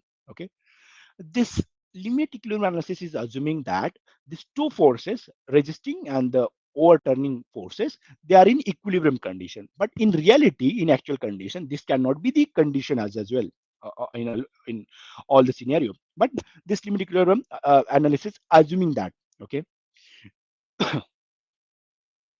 Then, as I already mentioned, you can go with the different methods like the slice method, Felinius, Bishop, Spencer, Morgenstern, Price, where in all these methods, what they are doing, they are dividing the slopes into the slices. Okay, slices means, I guess many of us you know about this, but I'll just quickly show you those who are not new about this concept. What is this factor of safety, slope stability, and the slices. So for example, this is my failure zone, and what we are doing in this limit equilibrium approach, either we are dividing this failure zone in the vertical slices in this fashion, or some cases we are dividing in the horizontal slices. And another thing that we are doing in this limiting, we are trying to find out the vertical forces for each and every slices. Okay, and then we are also finding the component of this weight which makes the slope fail. And another thing that we are finding in this is the shear strength of the soil, okay, which raises the failure. Okay, and how we are determining the factor of safety, it is equals to the overturning moment. Overturning moment is because of the weight component of this slices and divided by the resisting moment. Sorry, I made some mistake. It is the resisting moment divided by the overturning moment. Okay, so if the resisting moment is the shear strength of the soil, if it is good or higher, then of course your resisting moment is good, a higher value, and overturning moment is lower, and in that case you will get the factor of safety more than 1. If you are MR is, or resisting moment, or the shear strength is good. But if the shear strength of the soil is poor or very low, in that case, what happens? Of course, your resisting moment factor, this value get dropped, get reduced than the overturning moment, and in that case, your factor of safety value is, of course, less than 1. And we know that to make our slope stable, our factor of safety value should be higher than 1. That is very obvious thing. And on which parameter the shear strength of the soil is depends. So the shear strength of soil or the rock material is depend upon the cohesion and the angle of internal friction. I hope this gives you some insights about the how we are determining the factor of safety in the limit equilibrium approach. Okay, so I already mentioned that this is very quick method, very fast method, but of course some limitations are also there in this limit equilibrium approach. The limitations are like it neglects the effect of pore water pressure, okay, which is one of the I can say one of the predominant factor which make the slope unstable. So the limit equilibrium approach is neglecting. But now there are some software which also taking care for this effect of pore water pressure. But the thing like the soil deformation and the stress strain value or the stress deformation inside the soil material, that part or that thing you cannot able to get with the limit equilibrium approach. Okay, so when the soil get failed, when the failure occur, or when the slope get failed, of course some deformation is there, right? Your soil mass is comes in the downward direction in some in terms of some millimeter or some in terms of meter also some cases. But that soil deformation value you're not able to calculate in the limit equilibrium approach. So these are the few limitations are there in the case of limit equilibrium approach. So very first limit equilibrium method was developed. We call that method as the ordinary method of slices, which was developed in the 1936. Okay, the assumption behind this method is the resultant of slide forces is parallel to the base of the slices. So which is not relevant in many of the cases, but still that assumption was there to make the equation simpler one. And again, the equations to get the factor of safety is the only overall moment. Okay, so they have used the only overall moment equations they have used to find out the factor of safety. But along with the moment, there are a few other things are also there, like the horizontal forces, the vertical forces, or also the forces which get developed between the two different slices. Okay, so those things were completely get neglected in the old method.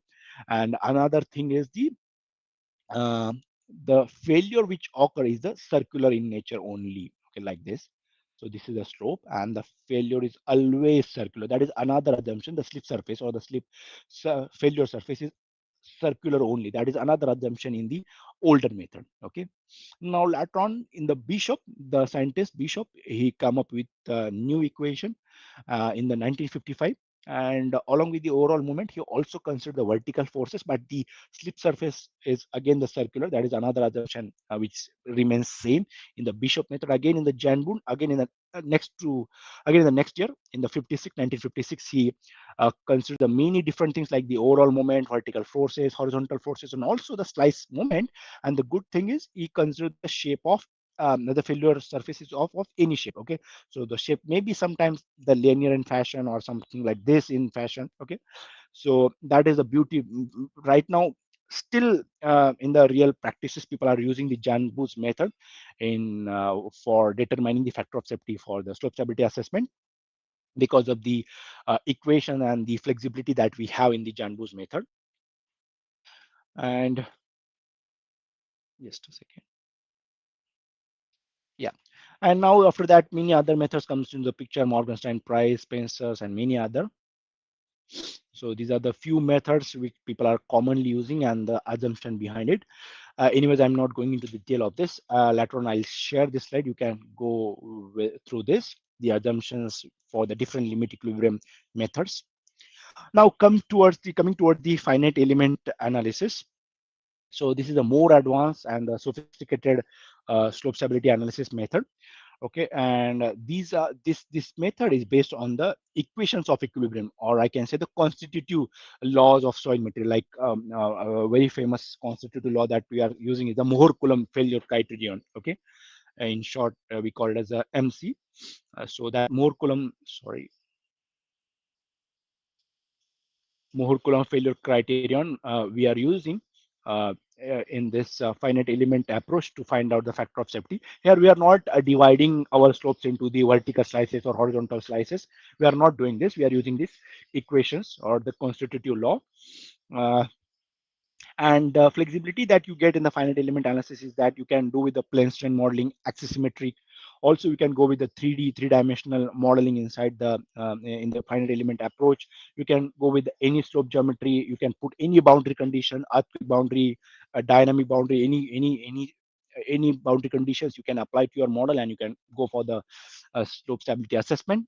And the another advantage is that you can consider the effect of pore water pressure in your geometry. You can consider water table in the geometry. You can able to get the soil deformations during the failure. You can also able to get the stress strain distribution in your throughout the geometry, throughout your soil material, the rock material.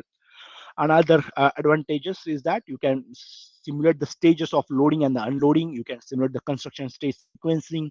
You can do the consolidation phenomena thing.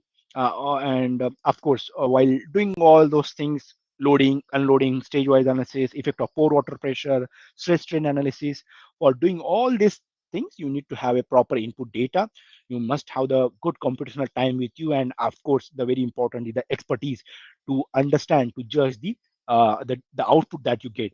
Okay, of course, if you're giving anything to your software, your software giving you some output from that input, but there your roles comes into the picture, whether the input data that you have given is appropriate or not, as per the field condition or not. And also the factor of safety that you get is uh, is uh, is similar, is behaving, is similar to the actual field condition. That judgment you should have. Okay, so that are the few things. Okay, now I'm going into in little detail of the finite element modeling. What different input data that we need to model this rainfall slope failure inside the softwares like Plaxis.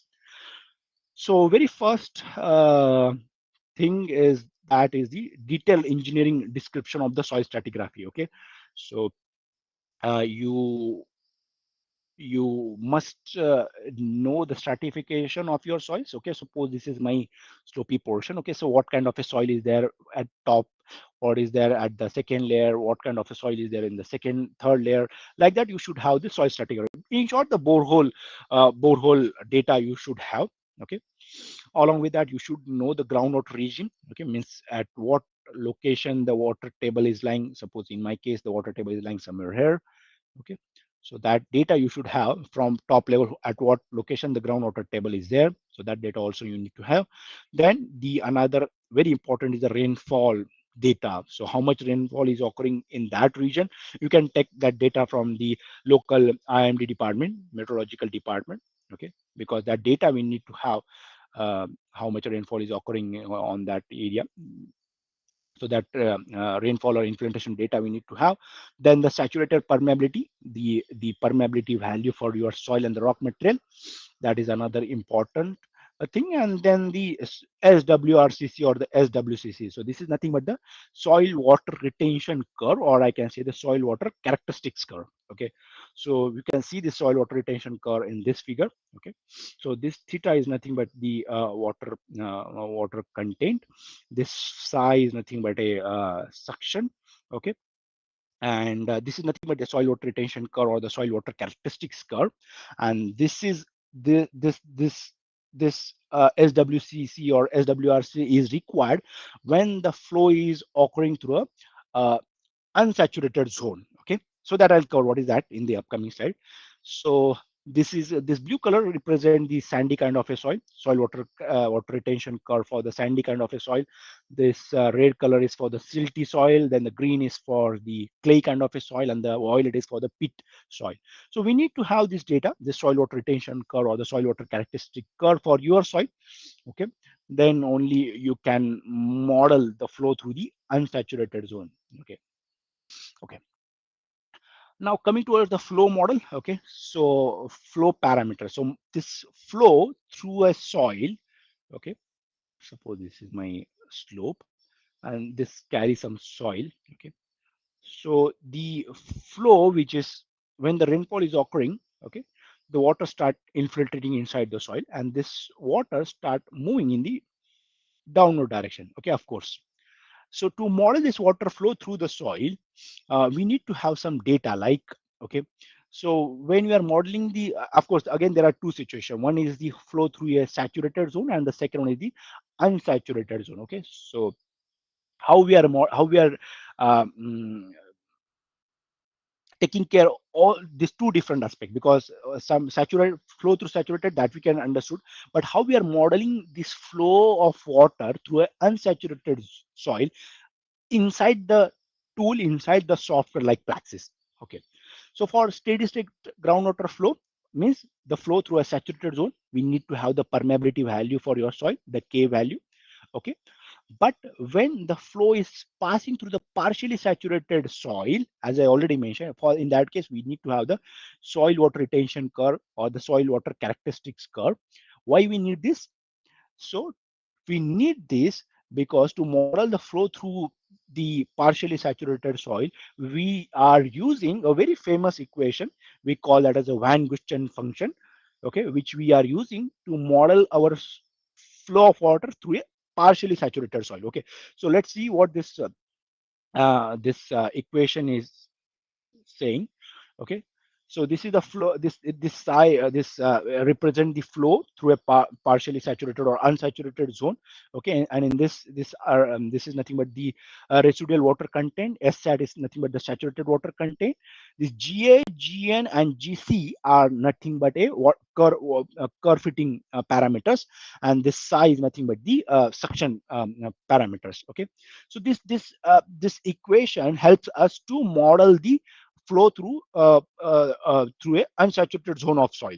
Okay, so these are the few input parameters we need to give inside the Praxis tool. Okay, as an input parameter, so that we can model the flow through the unsaturated zone. And here we are using the Van Guchten function. I'll show this in during the when I'll show you the Praxis software. In that, I'll show you this part again. Okay, now coming toward the another aspect. Now we understood how we are modeling the flow, the groundwater flow through the saturated zone and the unsaturated zone. For the saturated zone, we need to have the permeability data, and for the unsaturated zone, what we are using this kind of a soil water retention curve or the soil water characteristics curve, which is defined by this famous Van Guchten function. Okay, now the thing is how we are modeling the rainfall inside the Praxis.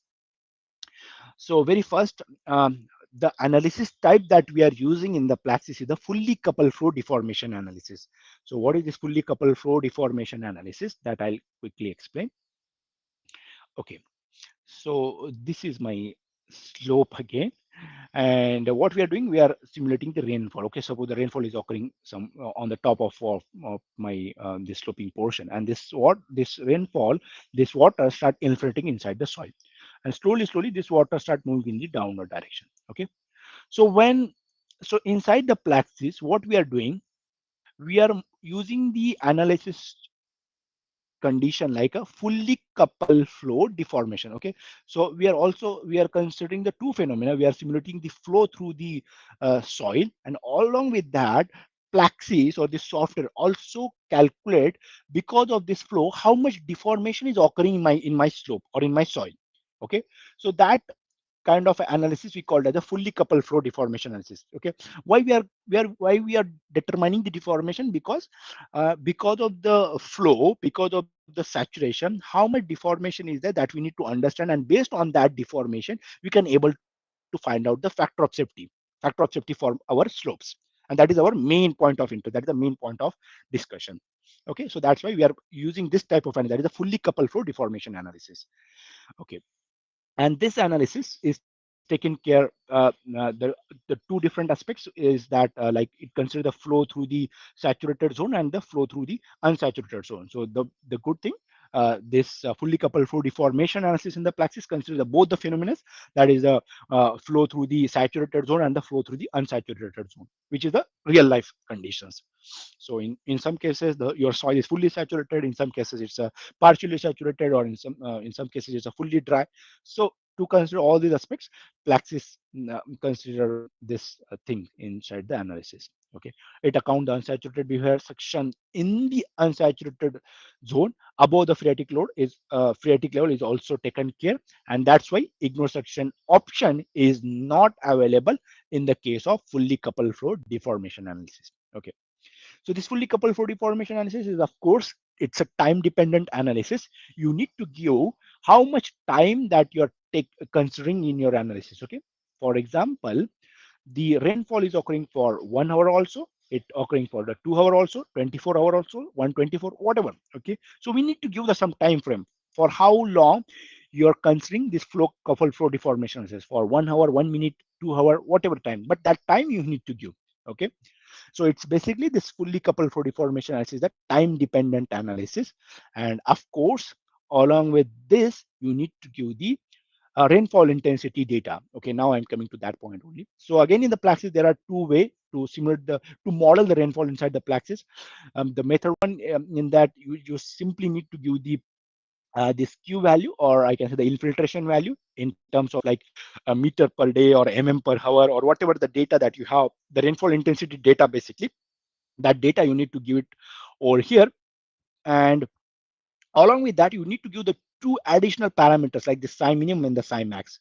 So what is the psi minimum and psi max? So if you come to this side, this picture, uh, psi max, if you see, it is somewhat above the it is somewhat above my ground surface. Okay, so this orange is my ground surface, and psi max I'm considering somewhat above, like I'm considering the zero 0.1 meter. Okay, and if you see, the psi minimum is lying somewhere below the ground level at some here in this case I'm considering the point -1 meter. Okay, so my ground level I'm considering it is 0 meter at the zero level, and the psi minimum is of course in the negative direction, so it is -1 meter, and the psi max is a positive 0.1 meter. Okay, so what is the psi max, psi minimum?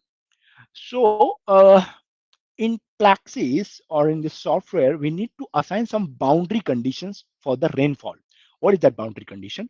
So psi max, here I'm giving as a 0.1 meter. So when the rainfall is occurring, okay, then some portion of the soil, this rainfall or this water is start infiltrating inside the soil, and after the saturation is happening, then what happens? Then runoff is occurring. Okay, so here we are suggesting that when the water accumulation goes beyond this 0.1 meter, then that accumulated rainwater is simply comes as a runoff. Okay, that is the meaning of this max. Okay, so whatever the rain excess rain fall occur above the 0.1 meter, okay, that simply comes as a runoff. Okay, and the psi minimum is representing that, of course, then when this rain comes inside the soil, get infiltrated inside the soil, then when it reaches to -1 meter, so whatever the excess quantity of rainfall is there, that simply get evaporated. So that is the meaning of this psi minimum and the psi max. So that again depends upon you. As per your field condition, you can change the psi max and the psi minimum value. Okay, and at the bottom, if you can see, the time dependency is a constant, but we have the flexibility. You can choose in between the constant and the time dependent flow function. So like for example, what is the meaning of this time dependency? I'm just explaining you here. I'm mentioning, for example, the rainfall intensity, the Q value, as 5 per hour. Okay, okay, and I'm assigning time duration for the calculation as a 24 hour. Okay, so it means that, and if I keeping the time dependency as a constant for this condition, so it means that this rainfall intensity 5 per hour is constant throughout this 24-hour duration. Okay, but in reality, there may be scenario that in this 24-hour, for the initial 1 hour, the rainfall intensity is like 2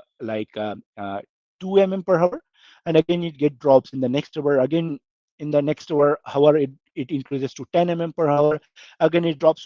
So there is some uh, uh, this intensity get reduced. Okay, or it get increased, it get decreased with the time. Okay, in the Plaxis, you can have that flexibility, the time dependent. You can choose in the time dependency as a time dependent, and you need to assign the flow function. Okay, it means you need to give the value like flow intensity versus time.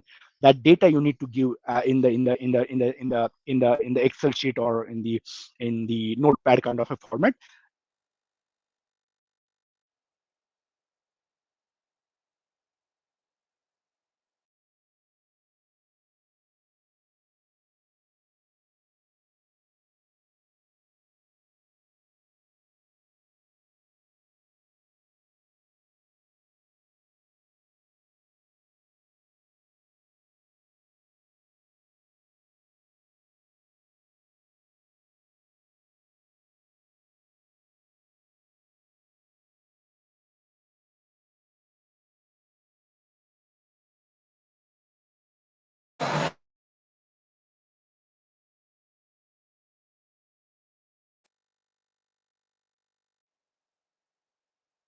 Raghu sir.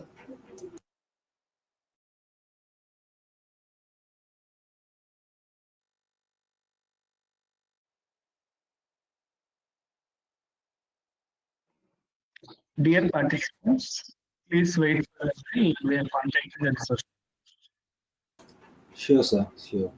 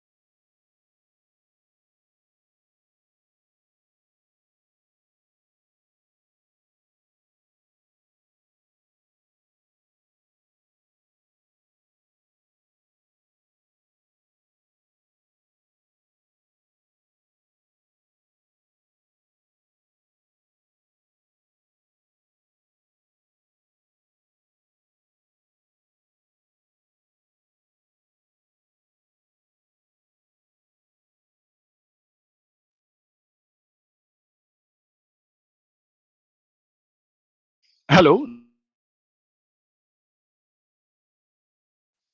hello. Yeah, audible, sir. Rohan. Now I'm audible. Yeah, Rohan.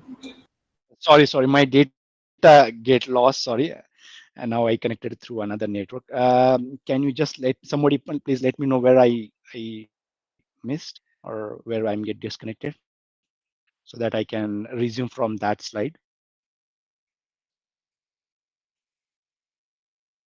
Just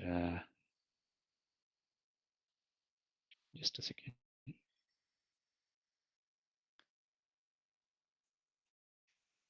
So so uh,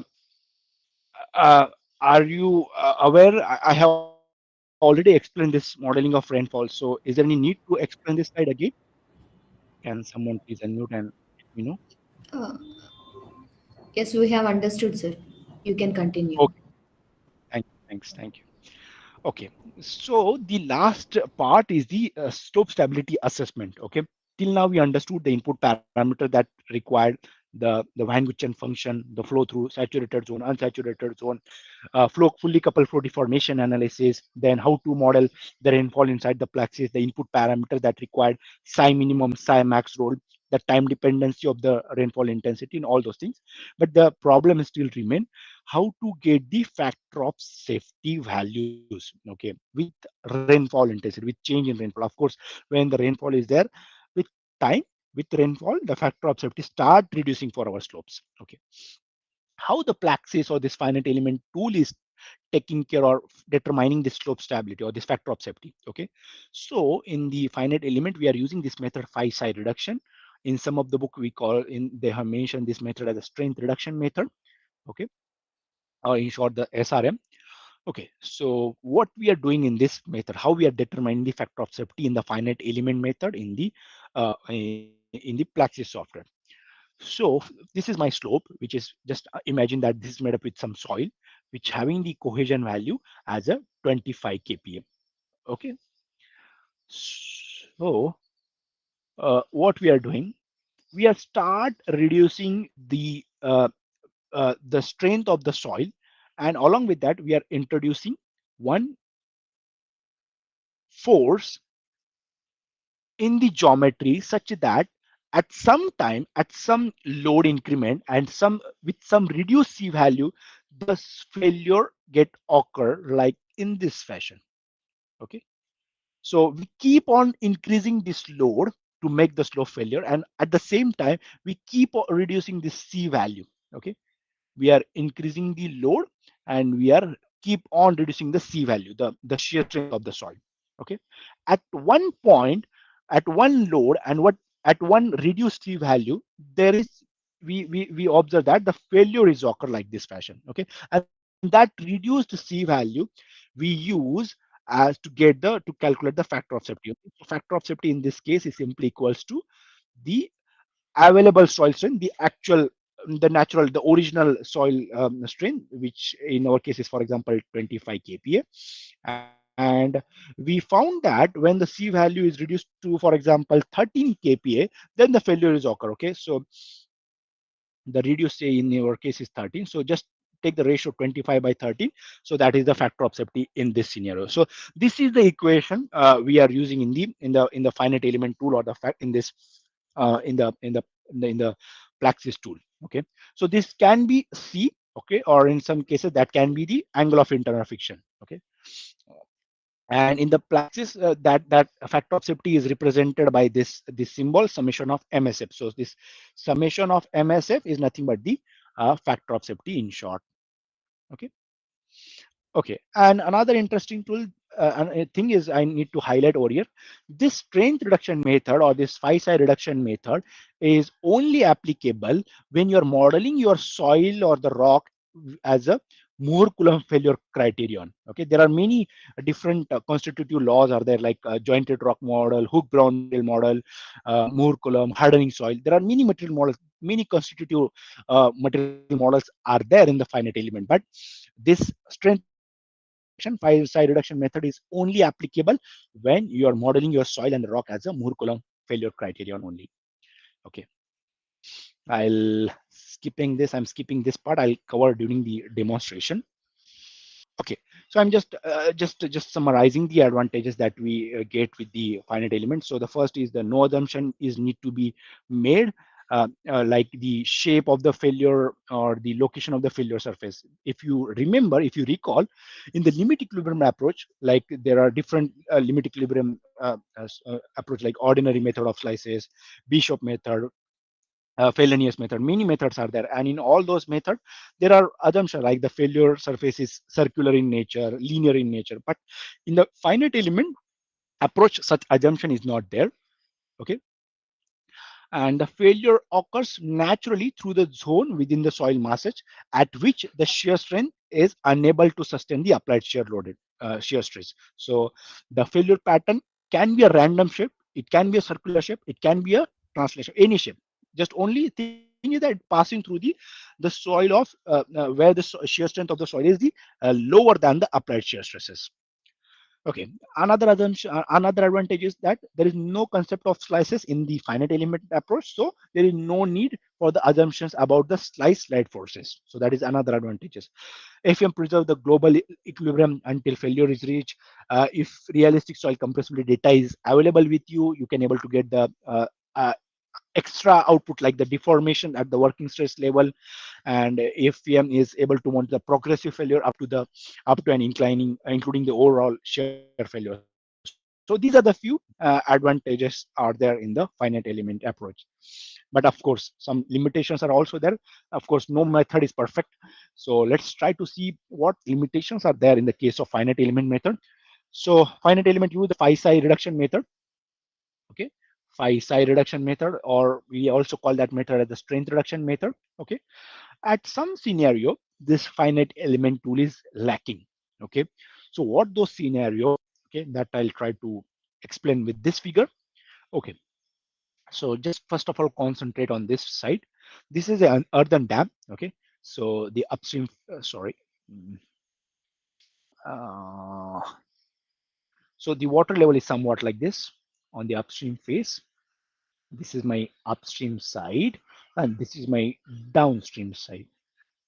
Please allow me, I'm just drawing this with my mouse, so my handwriting is not that much good. Okay, so of course, when the fluctuation is occurring in the upstream side, fluctuation in the, of course, water level, so that makes this upstream phase in the critical condition, critical scenario, and because of that, what happens? This portion, this upstream slopes in the danger situation, and same thing is showing in the output of the Plaxis finite element tool. Okay, you can see this is the failure zone like this. Okay, so of course the failure is occurring in the upstream side. This is very obvious because the fluctuation of water level is occurring in the upstream side, and this is the earthen dam, so there is chance the water starts seeping through this earthen dam. Okay, but if my interest is to see this the factor of safety for this slope, and even if you notice the slope angle is quite higher for the upstream compared to the downstream slope. So of course with that also this portion is going to be failed compared to the downstream slope. But if my interest is to see the factor of safety for the downstream slope, so in that scenario, this Plaxis will not help you. Okay, why? Because this finite element tool gives you only the global factor of safety or the global uh, um, um, equilibrium conditions. Okay, same scenario now coming toward this side, second side. Okay, you can see this is my water level. Okay, this is the upstream side, and this is the downstream side. Okay, now this arrow is actually nothing but indicating the water pressure acting on the this upstream slopes. Uh, After doing the analysis, Plaxis is showing that this is the lowest factor of safety or the critical slip surface. Okay, but if my interest is to see the factor of safety for this berm portion or to see the factor of safety for the upstream phase, then Plaxis will not help you. Okay, because Plaxis, as I already mentioned, Plaxis give you the lowest factor of safety portion only, or I can say the global factor of safety only.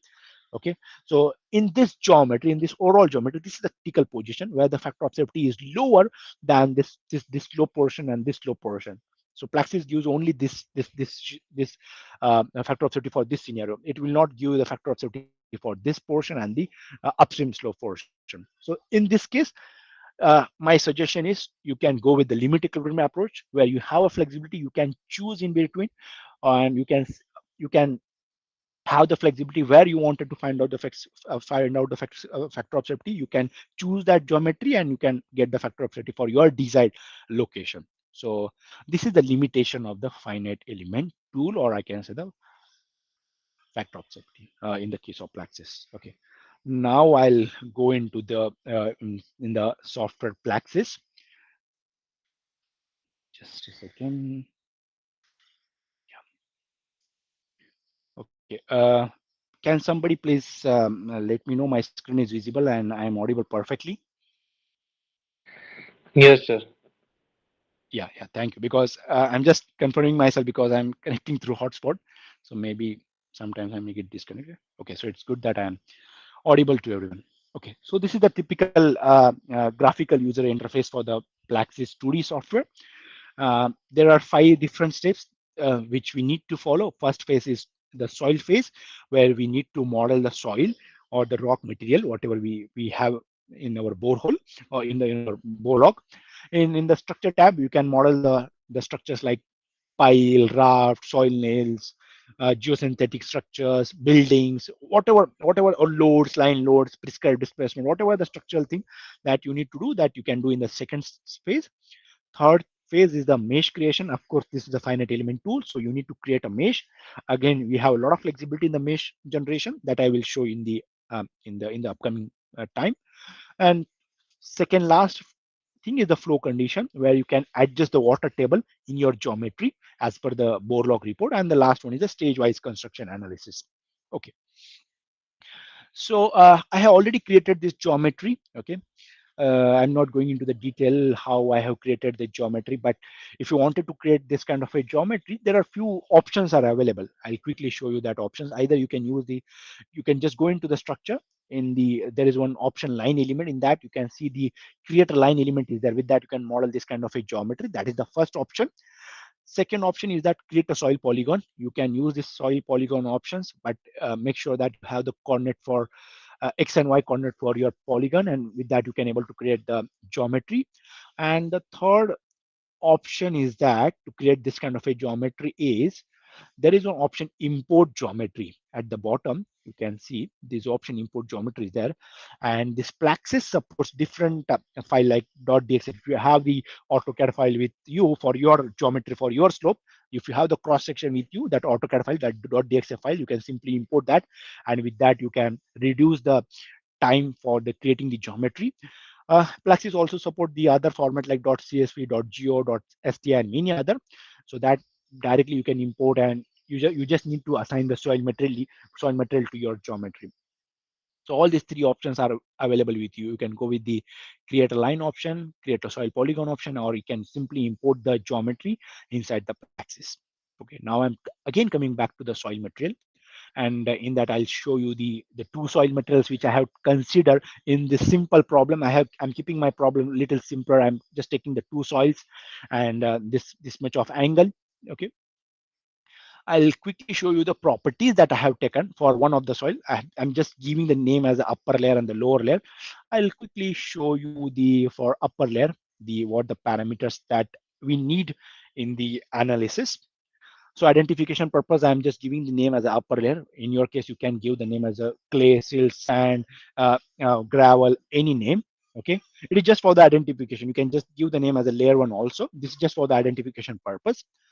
And in the soil model, we need to select the Moore column only very, because if you remember, here we are doing the factor of safety calculation. We are using the 5-side reduction method. Here we are using the strength reduction method, and this 5-side reduction method, this strength reduction method is applicable only for the Moore column material models only. Okay, but sometimes for the to model the rock in the Plaxis tool, we recommend you to go with the hook brown material models. Okay, or you can go with the jointed rock models. Okay, but when you're modeling your rock material with the hook brown or the jointed rock model, in that case, this 5-side reduction method or the strength reduction method to find out the factor of safety is not at all applicable. So for that, those two material models, different techniques are there, different methods are there. For that, I'll suggest you to go into the Plaxis reference manual. In that, it is clearly mentioned which method that they are adopting when you're modeling your rock with the hook brown material model. Okay, so right now we are going with the simple Moore column material model. Okay, I'm keeping the drainage type as a drain one only. So also you can change the color as per your wish from this one.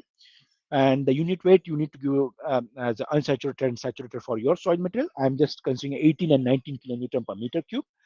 I'm just keeping this void ratio and the relay damping factor as of now, because this relay damping factor is required when you're doing some dynamic kind of analysis. Right now, my point of interest is the factor of safety calculation, so I'm just simply skipping this.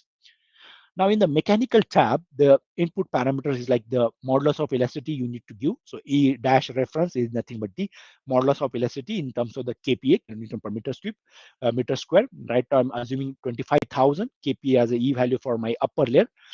Poisson's ratio, that is the new, is 0.23 that I have assumed, and the parameter that you are seeing in the green color, that it automatically get calculated, like the shear modulus, iodometric modulus value. It get automatically calculated because there is a correlation between the shear modulus, elastic modulus, and the Poisson's ratio, and with that, these values get calculated automatically. After stiffness parameters, the very important input parameter that we need to give the strength parameters, like the shear strength parameters. So you can see the C dash reference, that is the effective cohesion, you need to give as a in terms of kPm. Right now I'm assuming as a 8 kilonewton per meter square for my soil, or 8 kPm. 5 value effective 5 dash, sorry, effective angle of internal friction, I'm assuming as a 25 degree. So these are the few input parameters are required, important in the factor of safety calculation. Now coming toward the groundwater tab, here we are using this very famous Van Gutschen function as a SWCC fitting method, that is a soil water characteristics curve. Why it is required? To model the flow through my soil through the unsaturated zone. So for that, this is very important, this SWCC curve. You can see those curve in this case. Okay, so I'm considering my upper layer soil as a silt one. Okay, so you can toggle in between. There are different options is given over here. So you can toggle in between and you can choose as per your condition. Also, you can adjust the particle size distribution for your soil, how much percentage is there for the 2 micron, how much percentage for 2 micron to 50 micron. Okay, so that percentage you can adjust over here.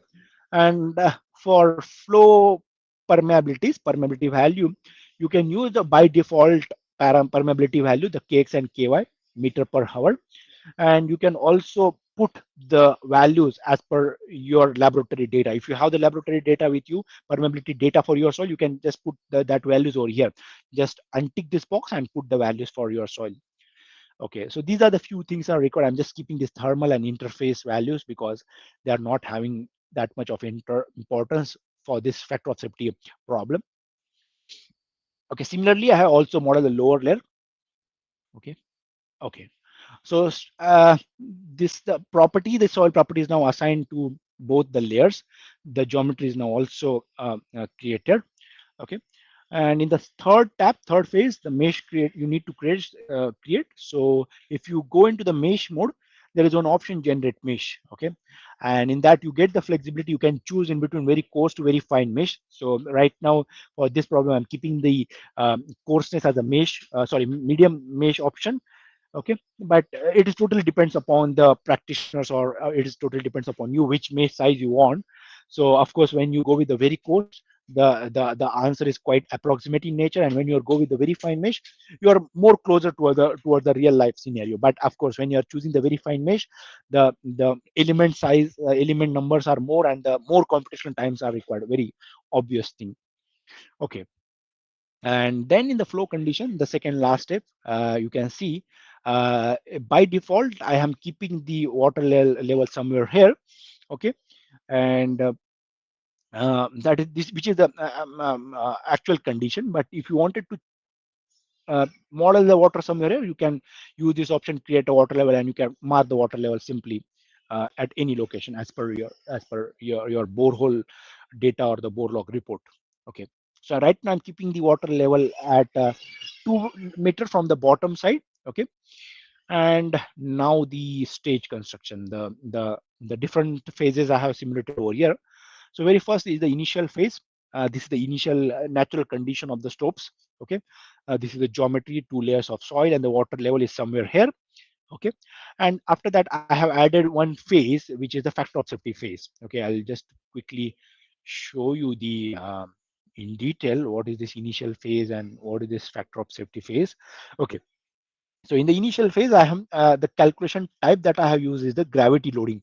Okay, in the drop-down menu, you can see there are different calculation types are there for the initial phase, for the self, or I can say the very begin natural condition state. There is a K-naught procedure, field stress, and the gravity loading and the flow only. Okay, so which we need to adopt, that is a question. So this is the initial phase, and the geometry, if you see, there is a slopy geometry. Okay, and the importance of this initial phase is to find out the initial stresses which get generated because of the self weight of the soil. Okay, so of course that deformation, stress, strain we need to calculate prior to the rainfall simulation or the different phases of construction. So in the initial phase, I am considering the gravity loading because the geometry is not at all horizontal. Okay, but if in your case, if the geometry is completely horizontal, simply ground level is there and it's a horizontal in nature, soil stratigraphy is also horizontal in nature. In that case, I recommend you to go with the K-naught procedure to find out the initial stresses in your soil. Okay, so the information or the meaning of this, all the calculation methods are given over here. You can just read and select as per the field condition. Okay, after that I have added, after initial phase, after calculating the initial stresses, I have added one phase, that is the factor of safety. Okay, so what I did in the second phase of analysis, I just wanted to see how much factor of safety is there for the initial condition, for that bottom water level, for the actual geometry. What is the factor of safety? How much factor of safety is there prior to the rainfall? How much factor of safety is there? That I wanted to calculate. So that's why just after the initial phase, I have added, by just uh, clicking on this plus button, I have added this factor of safety phase. And if in the calculation type, if you just see for the factor of safety right now in the factor of safety phase, in the calculation, you can see there are different options are there: plastic, consolidation, safety, dynamic, fully coupled flow deformation, dynamic with consolidation. So Plaxis handle different types of analysis. Plastic analysis, when you wanted to see the deformation, stresses, and strain, in that case, you can go with the plastic. If you wanted to do the time-dependent consolidation analysis, you can just go with the consolidation analysis. When you wanted to see the factor of safety for your geometry, then go with the safety calculations. When you wanted to perform some earthquakes, some dynamic loading you need to apply, you can go with the dynamic loading, dynamic type of analysis. And when you wanted to perform fully coupled flow deformation, that we will see in the next phase, means we wanted to see the flow and also the deformation because of that flow, that we will see in the next. But right now, in the second phase, my interest is to see the factor of safety in the real condition, the natural condition. Okay, so that's why I prefer the safety as a calculation type in this. And after that, if you see in this tree diagram, I have considered this 24-hour rainfall as a phase. Okay, so this identification purpose, I am mentioning the 24-hour rainfall. You can give any name, 2-hour rainfall, 1 hour, whatever, as per your. It is just for the recognition purpose or for the identification purpose. It is editable. You can change the name of that phase. Okay, so I'm giving the name as a 24-hour rainfall. Okay, and it start from the initial phase. Okay, and if you see the calculation type that I have chosen is the fully coupled flow deformation analysis. Okay, because in this phase I wanted to simulate the 24-hour rainfall. Okay, so that's why I chosen this phase, fully coupled. I chosen this calculation type as a fully coupled flow deformation. So in this phase, Plaxis consider the flow calculation also, and because of that flows, how much deformation is occurring, that also Plaxis taken care. Plaxis also calculate that one. And in this side, at the bottom side, if you see the time interval, I'm keeping the time interval as a 24-hour. Okay, so you can keep that interval as a in minute also, but at the beginning itself, when you're selecting the properties for your geometry, just make sure that you are selecting the unit for your time as a minute or the second. So it is again depends upon you. You have that flexibility. So I'm keeping the time interval as a 24-hour. Okay, and after simulating this phase, I have added the factor of safety calculation after 24-hour rainfall. Okay, so now I need to see how much factor of safety get reduced when the 24-hour rainfall occur. Okay, so you can see after 24-hour rainfall, immediately I added one more phase, and in that phase I consider the calculation type as a safety. Okay, now in your mind there may be question where we consider the rainfall intensity. Okay, so again I'll come back to that 24-hour rainfall. Okay, and if you see in the 24-hour rainfall, if I just expand this boundary condition in the model explorer, in the model condition you can see there is one tab, precipitation. Okay, so just expand that one, and you can see I have given the rainfall intensity as a 5 into the 10 to the power of -3 meter per hour. So in short, it is the 5 mm per hour as a rainfall intensity I have given. So you can give this rainfall intensity as per your wish. And this 5 mm per hour and the psi minimum and psi max, I'm keeping psi minimum as a -1 meter and the psi max as a 0.1 meter. And I'm keeping this 5 mm rainfall intensity for a 24-hour duration, and that 24 time I'm managing in this phase. Okay. Similarly, I added one more phase, and that the name of that phase I'm keeping as a 120-hour rainfall. Here I'm keeping the time duration as a 120 hour, and the rainfall intensity I'm keeping same 5 mm, just to see to simulate the very worst scenario. Means for 120 hour duration, a very constant rainfall intensity, that is 5 mm per hour for a very long duration, how much factor of safety get reduced. So for that, again, after 124-hour duration rainfall intensity, I have added one more phase, that is a factor of safety after 124-hour rainfall. Okay, now these phases are already run. I just wanted to reduce the time for the calculation, because if I start calculating in front of you, it takes a lot of time, and then we are not able to uh, uh, discuss the output. Okay, so this green tick, it means these phases are calculated successfully. When you're not calculated at the beginning, it's showing in the blue fashion like this. Okay, when the calculations get done successfully, then they turn into the green in color, in the green arrow color. Okay. Okay. Now let's see the output. Right now I'm in the second phase, that is the factor of safety phase in the initial condition. Now I'm going into the output for this one. Now I'll quickly summarize this in next 2-3 minutes, and then we'll go for the Q&A session.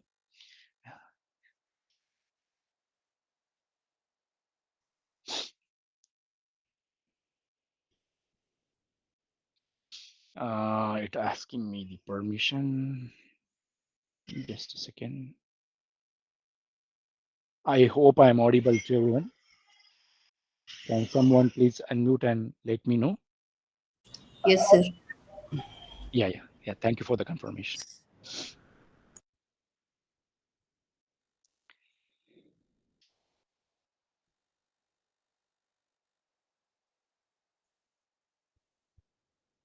Hmm.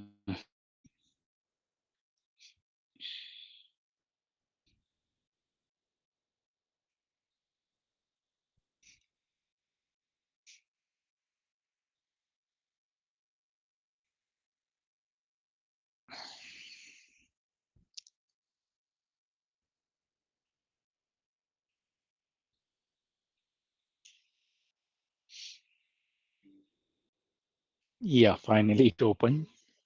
Now we are in the output view. I don't know why it gets slower down. Anyways, okay. Now we are in the now output window of Plaxis 2D software, and we are in the factor. You can see whatever the phases that we have seen, all those phases you can see in this drop down menu. Initial phase, the factor of safety phase just after the initial calculation, then the 24-hour rainfall phase, factor of safety after that 24-hour rainfall, 120, all those phases you can see, and you can toggle in between. Now I wanted to see the factor of safety for the initial condition. Okay. And I wanted to see the deformation, how much. Okay, so you can see this is the failure zone for the natural condition for my slope, okay, without any rainfall. And you can see the dark blue line is actually indicating the water level, the natural water level. And the interest is to see the factor of safety. So just go to the project and go into the calculation information, and just go on this side, the summation of MSF. If you remember in the presentation we discussed, the summation of MSF is nothing but the factor of safety value. So the factor of safety value for the natural condition is the 1.464. Okay. Now you you see the deformation is 261 meter. Okay, in the factor of safety phase, but this deformation is not having any physical meaning. Okay. uh, if you remember, I during the strength reduction method I explained this to make the slow this geometry fail. What this Plaxis or what this phi-psi reduction or what this strength reduction method is doing, it introducing one unbalanced force in the geometry, and it tried to make the slope fail. Okay, and because of that this unrealistic deformation is occurring. This is not having any physical meaning with the actual deformation. Of course, 200-meter deformation is not at all acceptable. Deformation maybe in millimeter, maybe 5 meter, 10 meter, like that, but not, of course, not in hundreds of meter, kilo, in terms of the kilometer. Okay, this is not a realistic value when you are checking the factor of safety phase in particular. Okay, it is not having any physical meaning. Okay, now I am going in the 24-hour rainfall duration. Okay.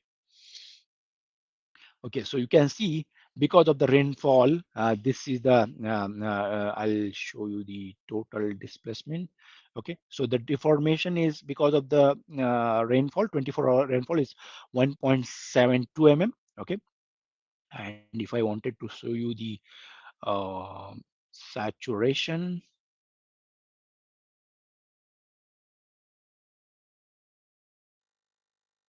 you can the active pore water pressure which is there, and I wanted to show you the saturation. Yeah. Okay. So you can see the saturation because of the 24-hour rainfall. The red zone indicating the degree of saturation. So 100% saturation represent the red color, and you can see this much of portion, the top portion and the bottom side. Of course, the rainfall, the water start accumulating in the downward direction, and this much is the degree of saturation. This much of portion get saturated. Okay.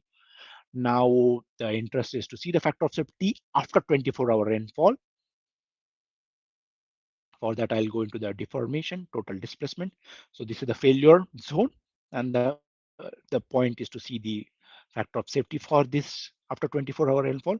You can see for after 24-hour rainfall with 5 mm intensity, the factor of safety get reduced to 1.44. For the natural condition, it was 1.46. Now it drops to the 1.44. Not big reduction because the intensity is also very low. It is 5 mm per hour. Now let's see the 124-hour rainfall and the saturation of water. Okay, now you can see the big portion of my soil is now saturated because of the huge rainfall intensity duration, that is a 124-hour duration with constant rain intensity, that is 5 mm per hour. Okay, and now need to see the factor of safety after 120-hour duration. Go to the project and the calculation information. The factor of safety is drastically reduced now. It is just 1.09. Okay, because the 24-hour to 124-hour, big duration. I also wanted to show you one animation which I have taken from this project only. You just concentrate on the time, okay, with the time how the saturation get changes inside the geometry. So this is showing the time versus saturation animation. Okay, the red color indicating the saturation, 100% saturation, and in this bracket you can able to see the time. Okay, I'm just starting this video. Okay, you can see the time is changing 3 hour, and now slowly the rainfall is occurring. And now you can see this portion is now start saturating. Of course, the bottom portion at the beginning now, because the water start accumulating in the down direction, very obvious in nature. Then now time is now 10 hour. Most of the portion at the bottom is now saturated. Bottom water level is now also increasing. Okay, now 14 hour. Now I'm simply taking this video in the moving forward. 38-hour duration, big portion of the soil layer is now also saturated. I'm now again going further with 61-hour.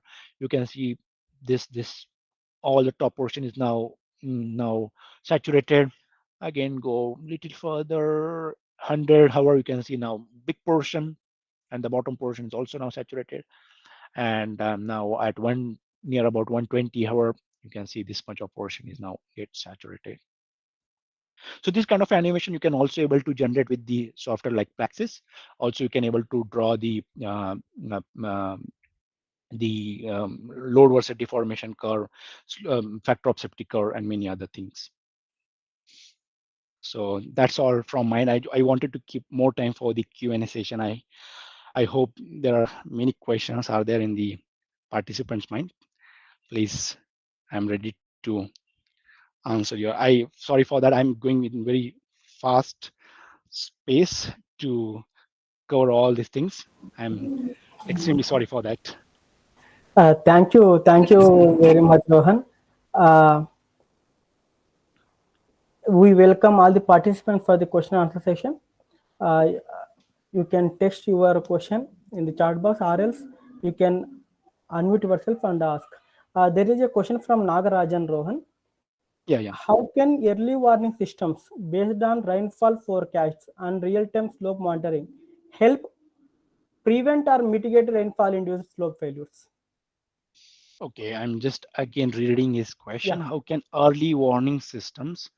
Okay, so early warning systems means if he can elaborate me in detail based on rainfall forecast and the real-time slope monitoring helps to prevent the mitigate. Okay, so I wanted to give the answer in little different way from the software point of view.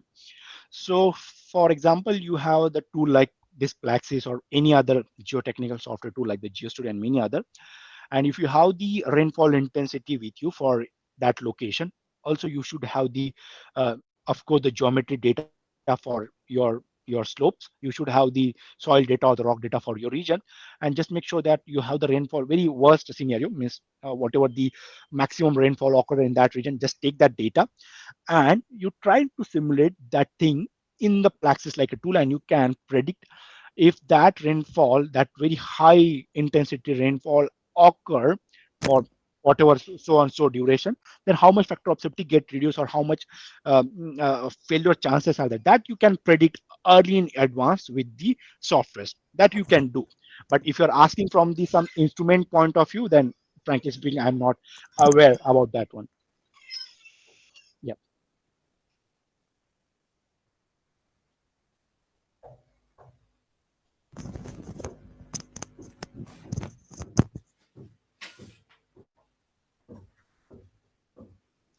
So there is one more question: how can impact of climate change, including the rainfall frequency and intensity, be incorporated in the slope? Yeah.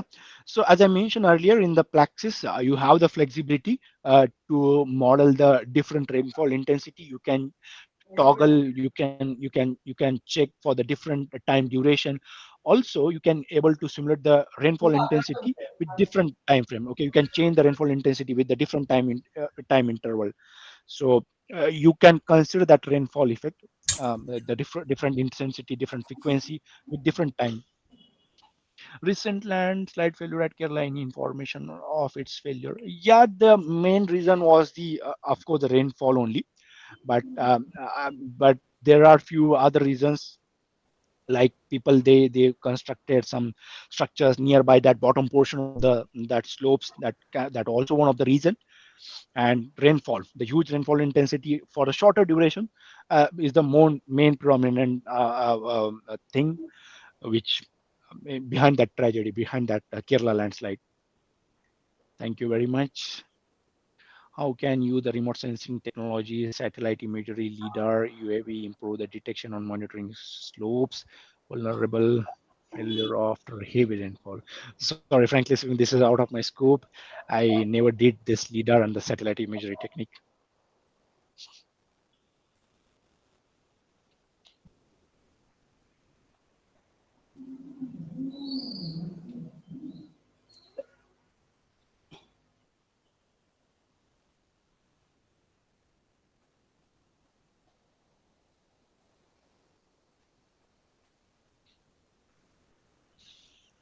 What role does soil permeability play in the assessment of rainfall-induced slope failures? Yeah, very important and quite relevant for me. To me is, yeah, of course, the soil permeability plays a very important role. Uh, in this Plaxis, or in this finite element tool, we are considering the calculation type as a fully coupled flow deformation analysis. Okay, so this flow which we are simulating inside the software, it is totally depends upon the permeability value through a saturated soil, which I guess I already covered during the presentation.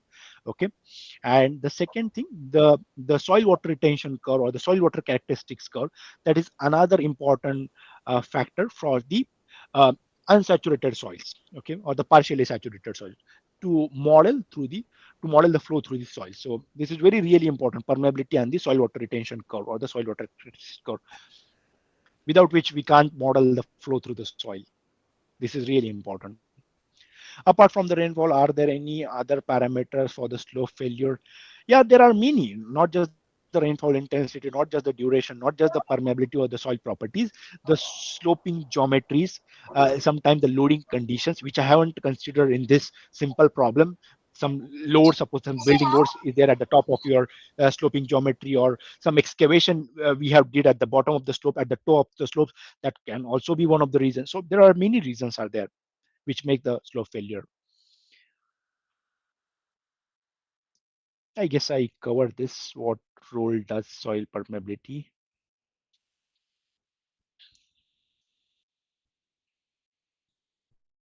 Many people they are asking for the feedback link. Thank you very much. Thank you.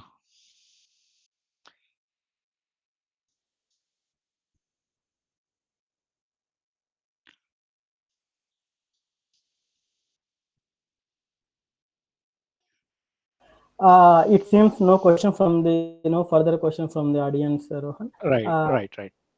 Thank you very much.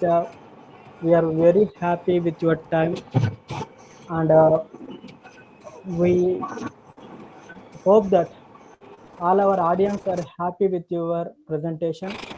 Really expand our understandings on this landsliding and Plaxis software.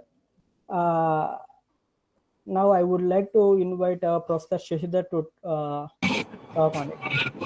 Yeah, Dr. Rohan, it was Very good lecture. Like the analysis through FEM. I mean, generally we are not exposed to that area. So you have beautifully, I mean, you have explained in detail how to do and all. Thank you very much for sparing your valuable time. In fact, like because this geotechnical softwares were not much exposed. Right. Generally, structure side, most of the civil engineers are doing, but the geotech side, very few people know about it. I mean, the softwares. But after this lecture, I think they will have some idea how to use this and all. Those who are interested, they can do it. Once again, Oh, thank you sure. very much. I heard that you are very busy. You didn't get time. Even then, you have dedicated some time to us, and thank you, thank you. You're working for a very big company, Bentley. Even then, you have given time and came forward to give a lecture for this online FDP from JNTU side and from personally. I'm very much thankful to you, Doctor. Okay, thank you. Yeah. See you soon. Huh? Yeah, please. Thank you, sir. Thank you for inviting me. Thank you, Raghu, sir. Thank you, all the Thank you, sir. participants. Yeah. Thank you, sir. Thank you. Bye. Bye. Raghu, sir, shall I leave? Yeah, Rohan. Thank you very much. Yeah. Thank you, sir. Thank you very much. Raghu, Yes, yeah, first valedictory అయిపోయినాక we'll go for the examination. yes, sir. Yes, sir. Ajitha madam వచ్చినారా ఒక్కసారి యోగిని అడుగు. Uh, right right మా okay.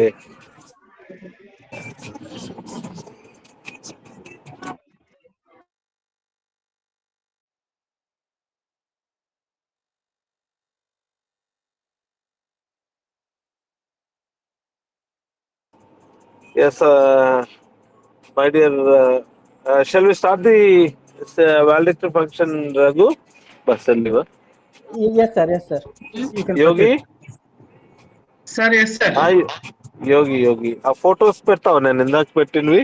బాగా Yogi. Sir 1 minute sir share చేస్తాను. Yeah. So, my dear faculty members, I once again welcome you all to this online 6-day FDP on emerging trends in civil engineering department for disaster management. Uh, so, actually, it was a hectic schedule. It started on 23rd and it's going to end this day. Hello? Yeah, due to the busy schedules, our Honorable Vice Chancellor sir is not attending. Only our HOD madam is attending.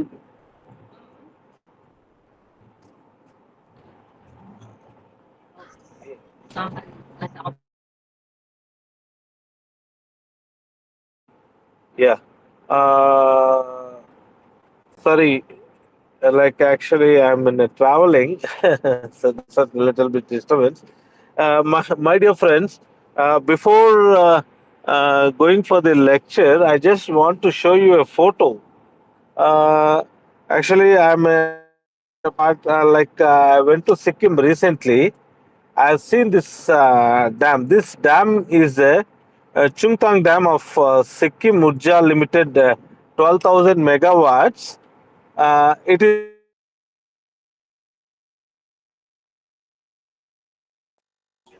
Voice breaking, sir.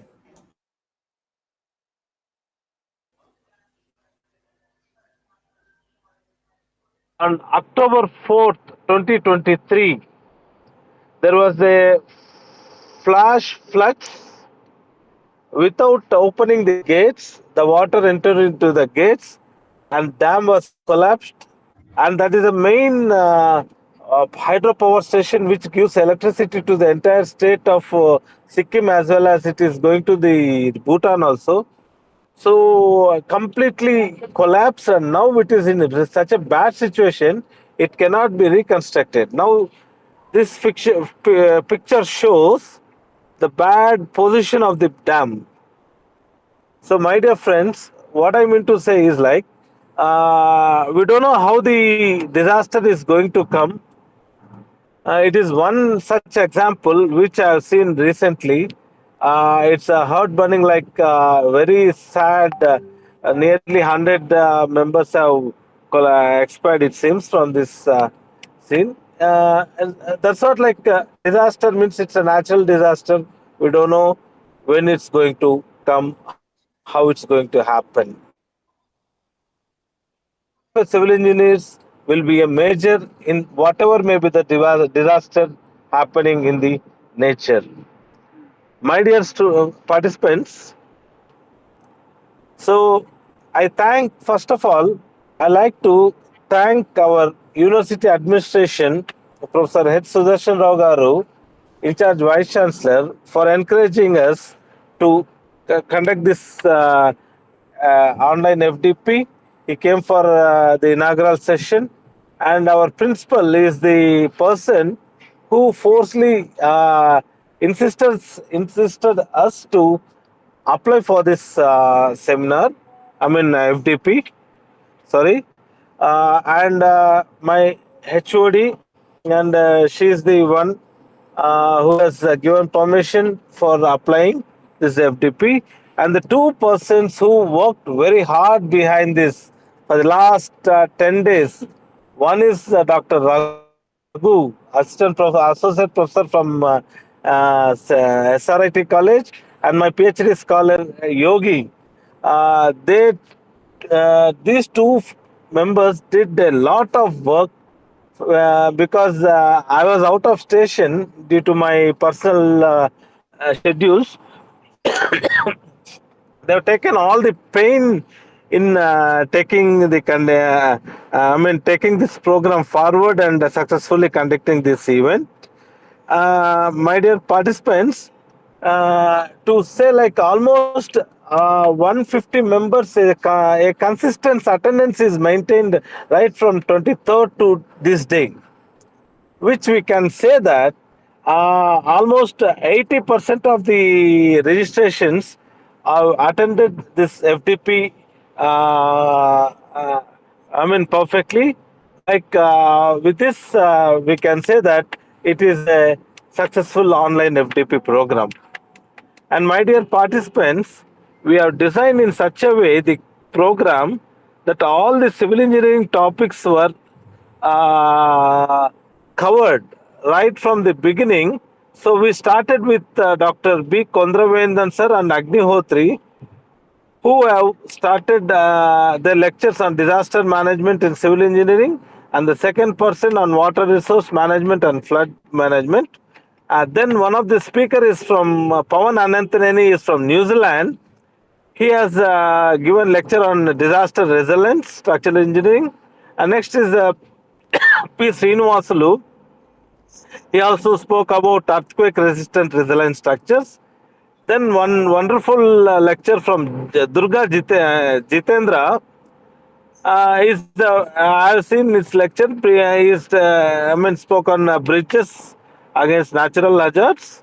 And Dr. N.V. Ramana, my good friend, he spoke on disaster resilience civil engineering. Then Venkat Rao, he has given lecture on disaster assessment, monitoring, and predicting using remote sensing.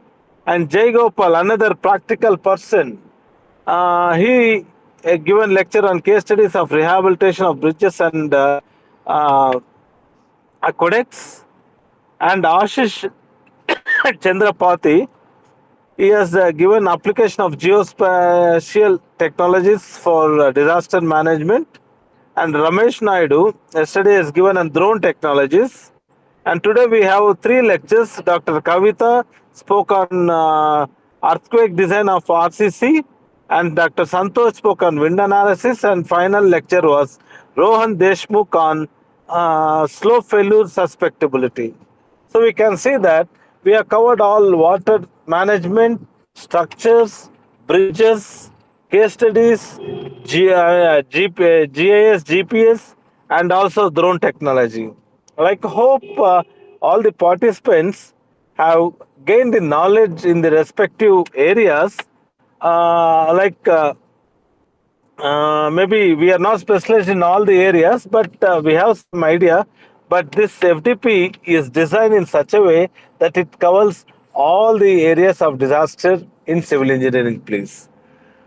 And one more thing, I thank AACT for sanctioning this 6 days only online FTP, and I thank Professor V. Shankar Garu, a retired professor for alumni in charge, for giving the facility of this Google Meet and all.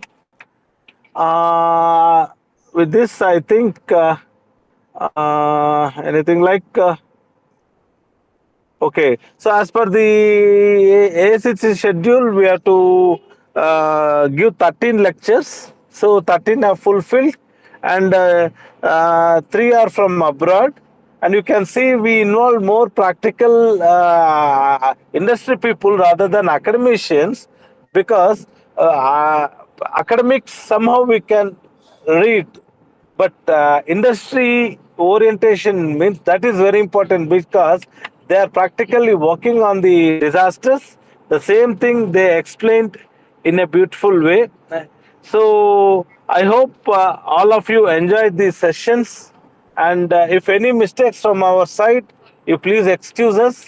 And this attendance is not an issue. We are going to sort it out, because there are almost 200 participants, and we have to do it individually. We are doing it by the end of the session. We are going to complete the attendance issues. Don't worry about it. And I wish you all the best for the examination. Maybe after this, we are having examination. So, and one more thing, I have seen the participant registrations right from Manipur to Punjab, from South Kerala also. So almost all the participants are from the entire country, which I am very much thankful to you all. Yeah, one message came from Manipur faculty, which I was surprised. And there are some people from Ludhiana, Punjab also. So right like that, Delhi and all. So I'm very happy, like because the faculty from the entire country has participated in this online FDP. I hope I have not. I'm not disappointed you. So we have given lectures in such a way that all the topics are covered, and all the speakers are eminent speakers who has interest in the subject. They only have taken the classes. With this, I think I'll stop my lecture. And participants, I wish you all the best, and in your future, and also for the examination. Thank you very much.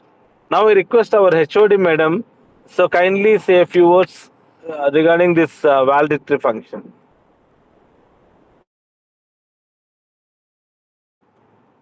Madam Ajita madam.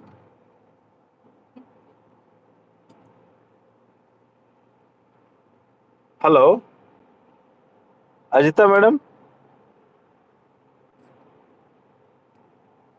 Yogi. Raghu. Yes, sir. Yes, sir. Ajita madam. I'll call, Yeah, sir. yeah, I'll please. call, madam.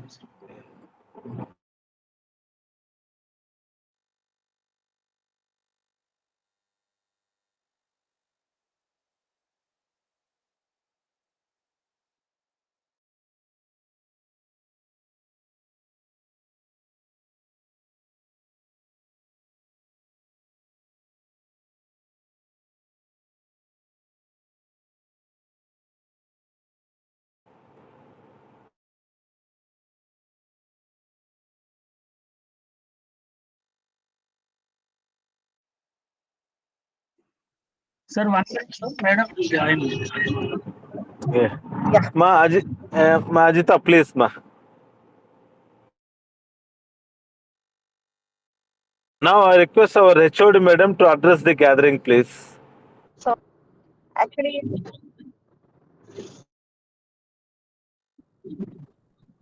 yeah.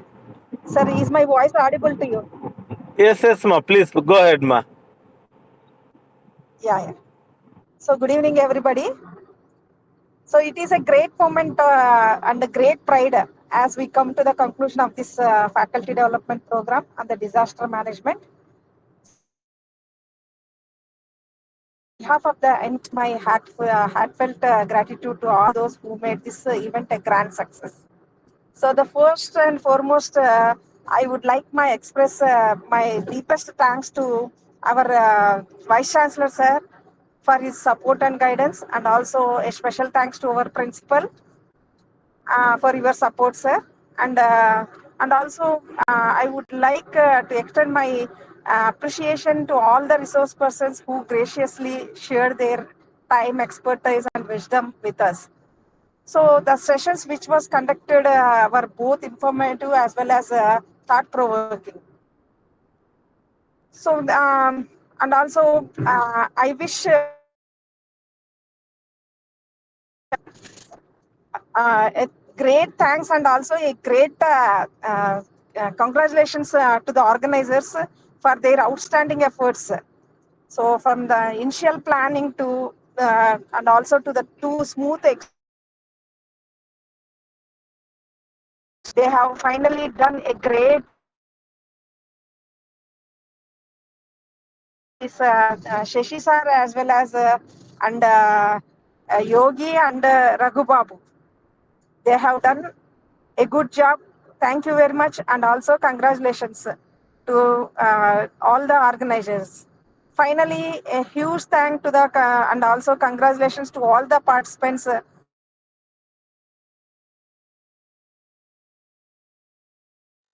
Thoughts and experiences, so that your it will shows it shows that your commitment for learning and also making this event a grand success. Thank you one and all. Yeah, thank you very much, madam, for your encouraging talk.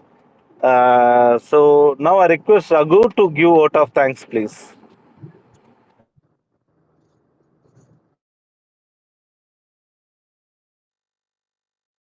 Raghu.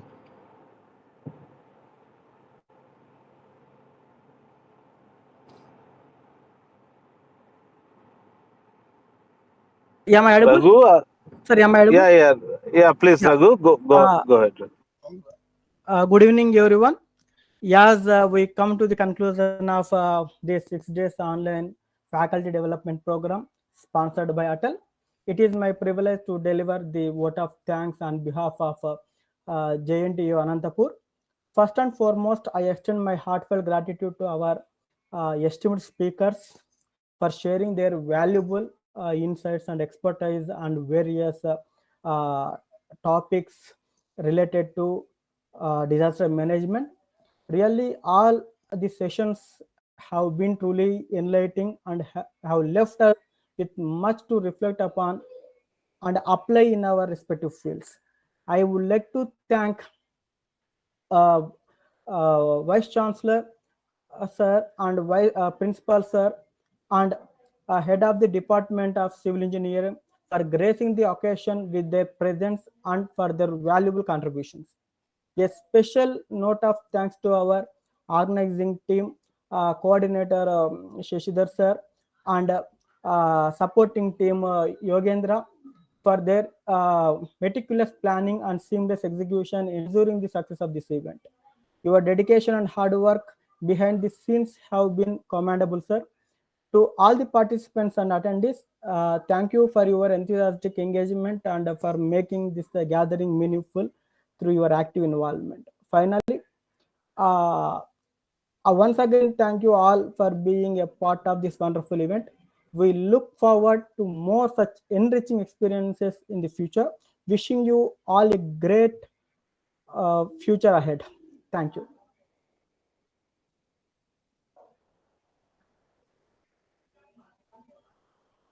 Sir, are you there?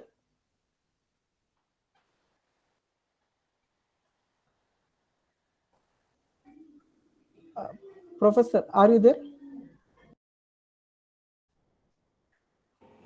Raghu? Yeah, sir.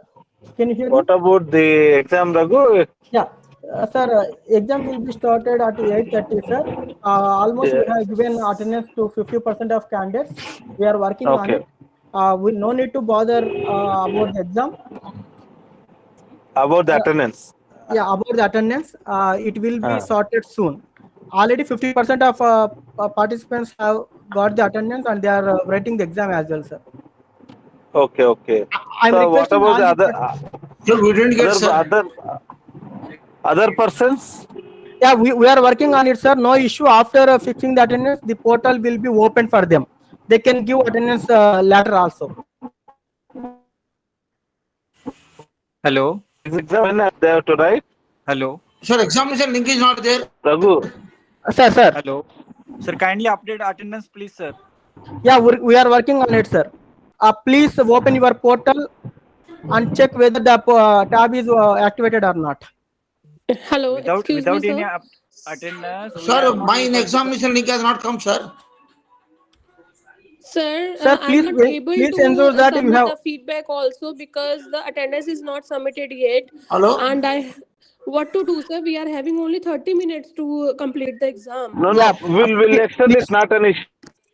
Please, wait. We'll sort Hello? it out all the issues. We need to Raghu, sir. ensure you are having the attendance of 80%. That matters a lot, ma'am. Raghu, sir. Sir, The link is not come. updated. Examination link is not there. Sir, if you have 80% attendance, then only it will be activated, sir. I have attended all the programs, sir. Dear participants, a small clarification from the coordinating team. Those who have joined with different email IDs other than what you Raghu. registered in the site. Raghu. Your email. Sir, 1 minute, let me complete. I request the participants, those who have joined with different email IDs, it has been difficult for us to check whether it is been you or not. So it is been taking time. So kindly spare for some more time so that all the attendance will be updated. And the other Sir, I attended with the same mail ID. Sir, but link is not there. Sir, just wait, sir.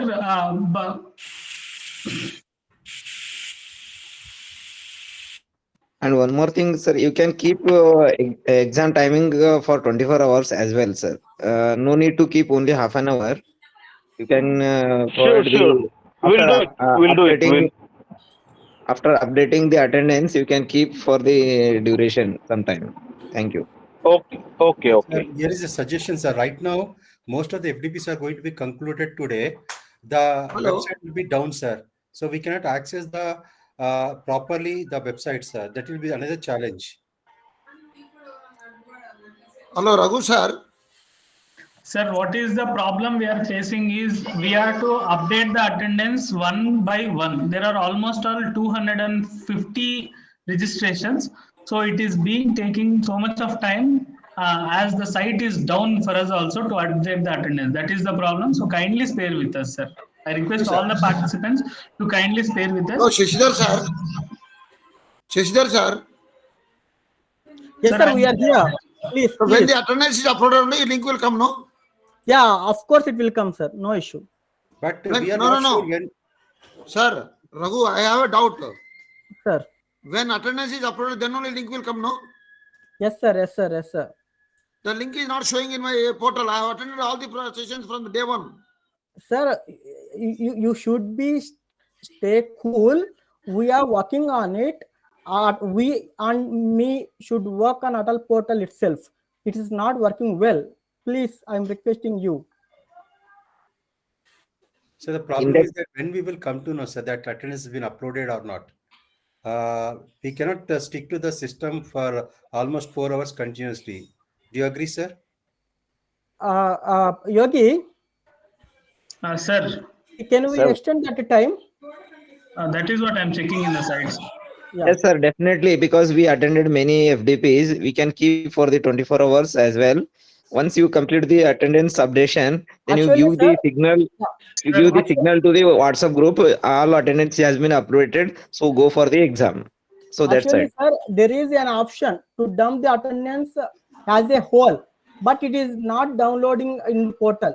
We are unable to download that template. Maybe it's a technical issue. You can do it in later on also. But thing is, you just announce, keep the exam schedule for the 24 hours, not for half an hour.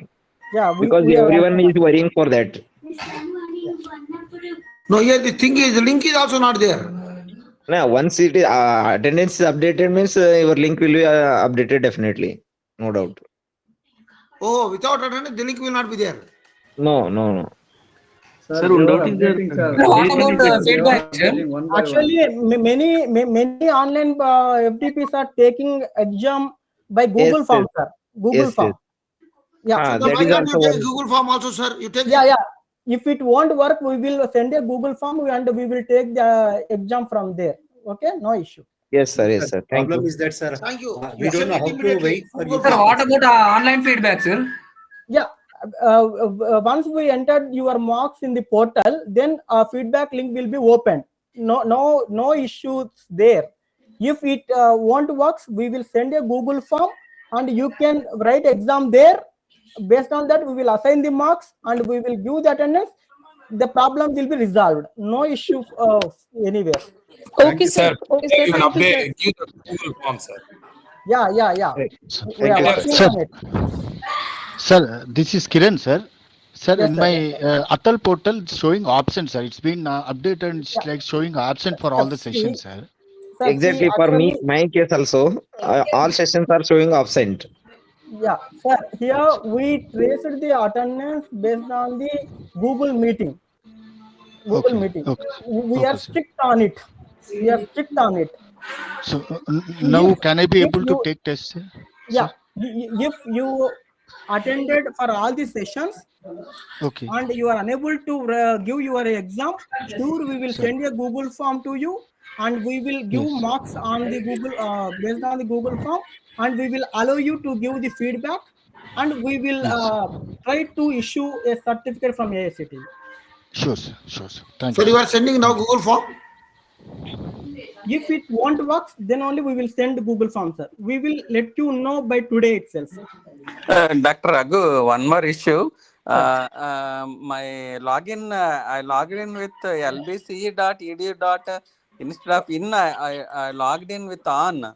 But I think your GTP Naidu at lbce.edu.in is the original email. But I logged in with AICTE portal as edu.on. But previously, one more FDP attended, I got the attendance, but whether my attendance is updated or not, I want to know.